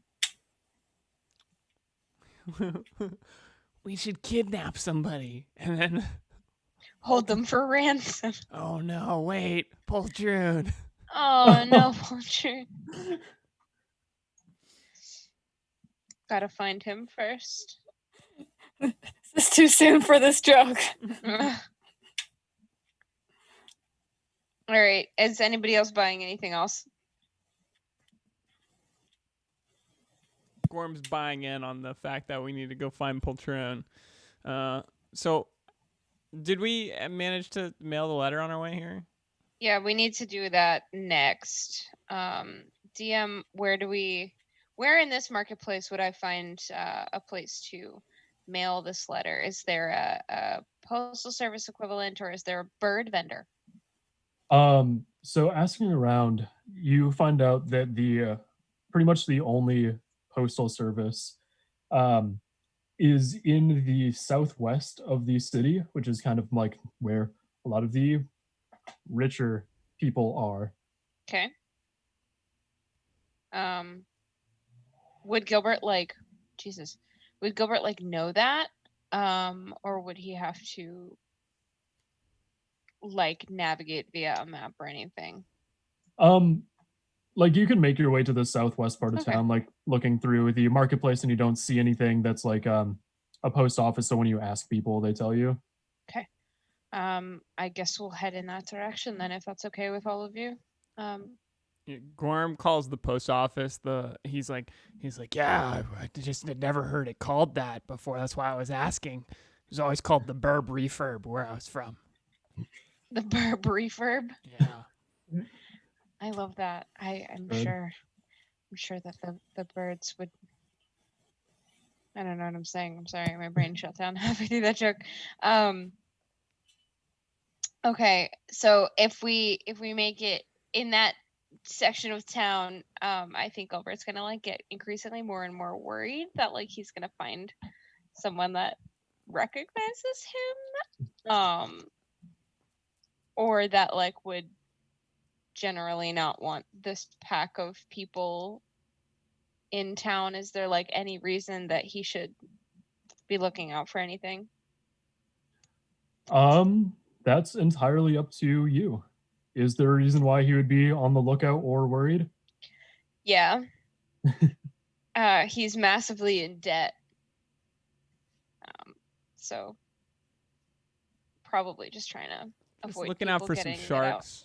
We're on the coastline, I hear. So looking out for people that know his reputation because he was banished in a particularly public way. Do we make it upon the Burb Refurb? Yeah, you are able to get to the Burb Refurb. Okay. Find a bird, send it to the schoolhouse. So yeah, there's someone keeping birds and offers selling or sending the letters, and says that it costs 12 silver pieces to send a letter outside of the city. Okay. Gilbert forks that over really quickly. All right, and yeah, they take the letter from you, they strap it to a bird, and they said it'll be sent out right away. Gorm just standing there like, do you know how many rations, how much lard? Gorm was like,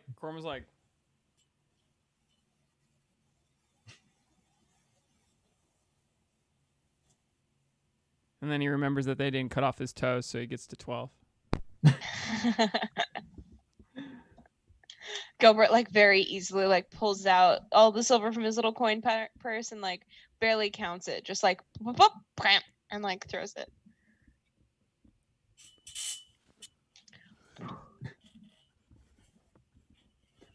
Ern just petting one of the birds, or trying at least. I don't know if he's being successful. No, they're behind a counter. Like you'd have to go back behind there and get to the birds. So Ern just trying to get around the counter. And after taking the money, the person behind the counter is like, "No, please, no. Customers stay in front of the counter." Ernst just points, like, what kind of birds are they? There are mostly like pigeons with some like crows, stuff like that. Ernst points at a particularly pretty pigeon. And just, Ernst. You want to give us? That's do you want a to give us pigeon. that one? Did we buy a raven? Have we already bought the bird? It's no, my birds aren't for sale. They just deliver the letters. Right. Can we have that one deliver the letter? My friend said so. And he like looks at a piece of paper underneath the cage. Says, "Oh, fine. Yes, this one can go to your destination as well." And he unties the letter from one of the other birds and ties it onto. Ernst points at that pigeon Wonderful. again. He really wants to pet it. Ernst. Gilbert like holds out his hands and like is like, well, and like wants to take the pigeon so that Ernst can pet him. And it's just like, only we are allowed to handle the birds. I'm sorry. Come on. Be cool, man. Be cool. Come on, man. Come on. Look, and outside interference can mess with them. I don't want them to get injured. I'm a or gentle creature. Can't you tell? just kind of Ernst looks nods. at you and says, and then he looks over at Ernst and looks back at Gilbert and says, "Only we are allowed to handle the birds." Ernst steps closer. It takes extensive training to deal with them and make sure that they can fly properly and how to handle them. Ernst gently takes the rat off his shoulder and holds it out to the guy. Almost like collateral. Collateral. Collateral. At the rat and looks back up at Ernst and it's just like, I don't know what you want me to do with this. Just let us. Can I inspect the pigeon? It's quality control. You are not our quality controller. They have been here already. I am the most quality controller. Haven't you heard of me? I'm wildly famous. In fact, this is a secret shop. Gorm's like, very poor marks. Gorm's like, this guy's not cool, and he just walks out. I know who our observer is, who our critic is, and we have just gotten our certification again. We are up to marks. Oh, so you weren't certified previously. I'm We have been. We have to get it re-upped. We have to make sure that we are doing this to code. Well, I respect that you're trying to do this to code, but get my letter there safely. We'll find some other birds to pet. Come on, Ernst. We'll always do proper work. Thank you. Gilbert leaves. Ernst takes the rat off the counter, just glaring at the guy. No. Puts it back on his shoulder. Just Ernst.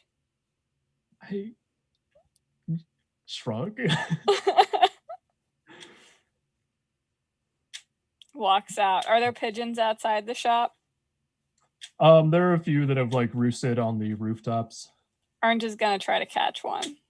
Are you gonna try to climb onto the roof? Oh, there's not any on the ground? Not particularly. Roosting on Ernst the does still rooftops. have some nuts. If he sprinkles some nuts, can he attract some pigeons down? He's very fixated on this now. It's the newest pet that he wants to add to his menagerie. So a pigeon does fly down. What do I have to roll to catch it? I guess reflex? Is that Or, agility? I'm sorry, agility. That's what I meant. I got a +1 to that. One. Natural 20. When you started the one chant, I knew it was going to happen. I knew it was going to happen. So this bird is just like pecking at some of these nuts. And Ernst goes behind it and gently grabs the bird and picks it up and places it on his shoulder. And the bird just kind of like pecks at the metal helmet that Ernst wears. And then Ernst tells it. Ernst pets it gently with one finger on its round little pigeon head. And he names it Ernst. Ernst, what do you tell go. this pigeon to really put it at ease? Just like, look at my other pets. Look at this rat. Look at this dog. Look at this mule. You're in good hands now. No more. But it's all just Ernst. No more are you a flying rat in the streets. So you don't know how long the pigeon will stick around, but it is just kind of standing on your shoulder for right now. It's not very smart, but it's just kind of hanging out there. Ernst, does anyone have some string? I have rope. I don't think anyone has string. I think the closest they have is rope. Yeah. I'm fresh out of anything. That Is could the tether rope anything like to twisted? anything. Would Gilbert have like one of those little ties, like on his shirt? You know what I mean, like the little suede like closures. Perhaps. He'll like pull that out of his shirt, hand it to Ernst. So Ernst is gonna take that and he's gonna tie the one end of it around the pigeon's, like one of the pigeon's ankles, and then he's gonna tie the other end of it to like the strap that's holding the mask on his face. Okay. I can't wait for this updated portrait. Me too.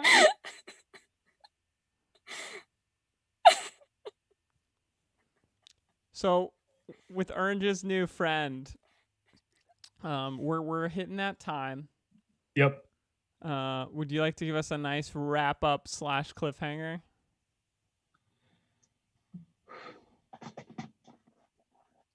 As our adventurers investigate the disappearance of Poltroon, they'll see what they encounter, what clues that they can find, and perhaps, if they're lucky, they will find an unharmed Poltroon.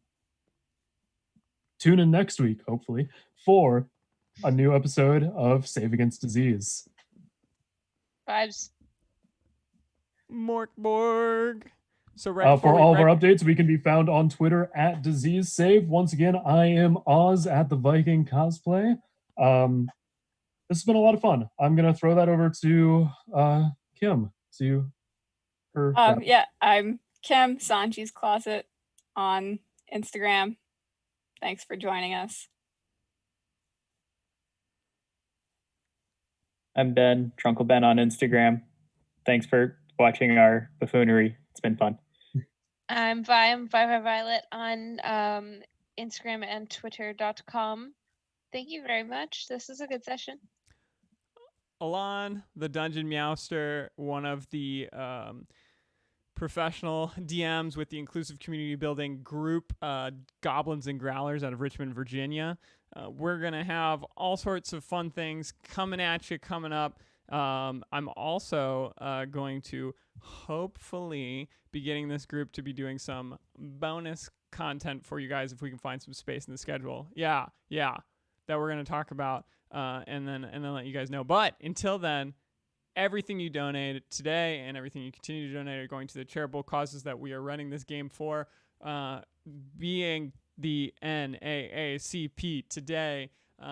We're super grateful to you guys for watching, super grateful for your donations. Tune back in next week, same time, same socially distant mask wearing place, and be sure for all of our updates to follow us on the Twitter at Disease Save. Thank you guys so much. It's the most professional Thanks, outro I've guys. ever done. Well done. Yeah, but now I'm talking while we're still on stream, so I'm trying to ruin it just a little bit. Little hearts. Wait, should we? Yeah. Oh yeah, that's right. We should end like. Oh this wait, before we- hold on. I gotta look what the stream Wait, is doing. can I? Kim is there Why for can I me. do Ben this is so there. well when it's just one hand. Well I actually have to done. look at where we are on stream, honestly, instead of at my own Zoom. This is Did it. I am so crossed up right now. I have no idea where I am. You're good. I got you. Oh wait, no, I lied. I'm gonna do this. The little white Nailing claw. So bad at this. Oh man, we'll see you guys next week. We'll practice. We'll practice.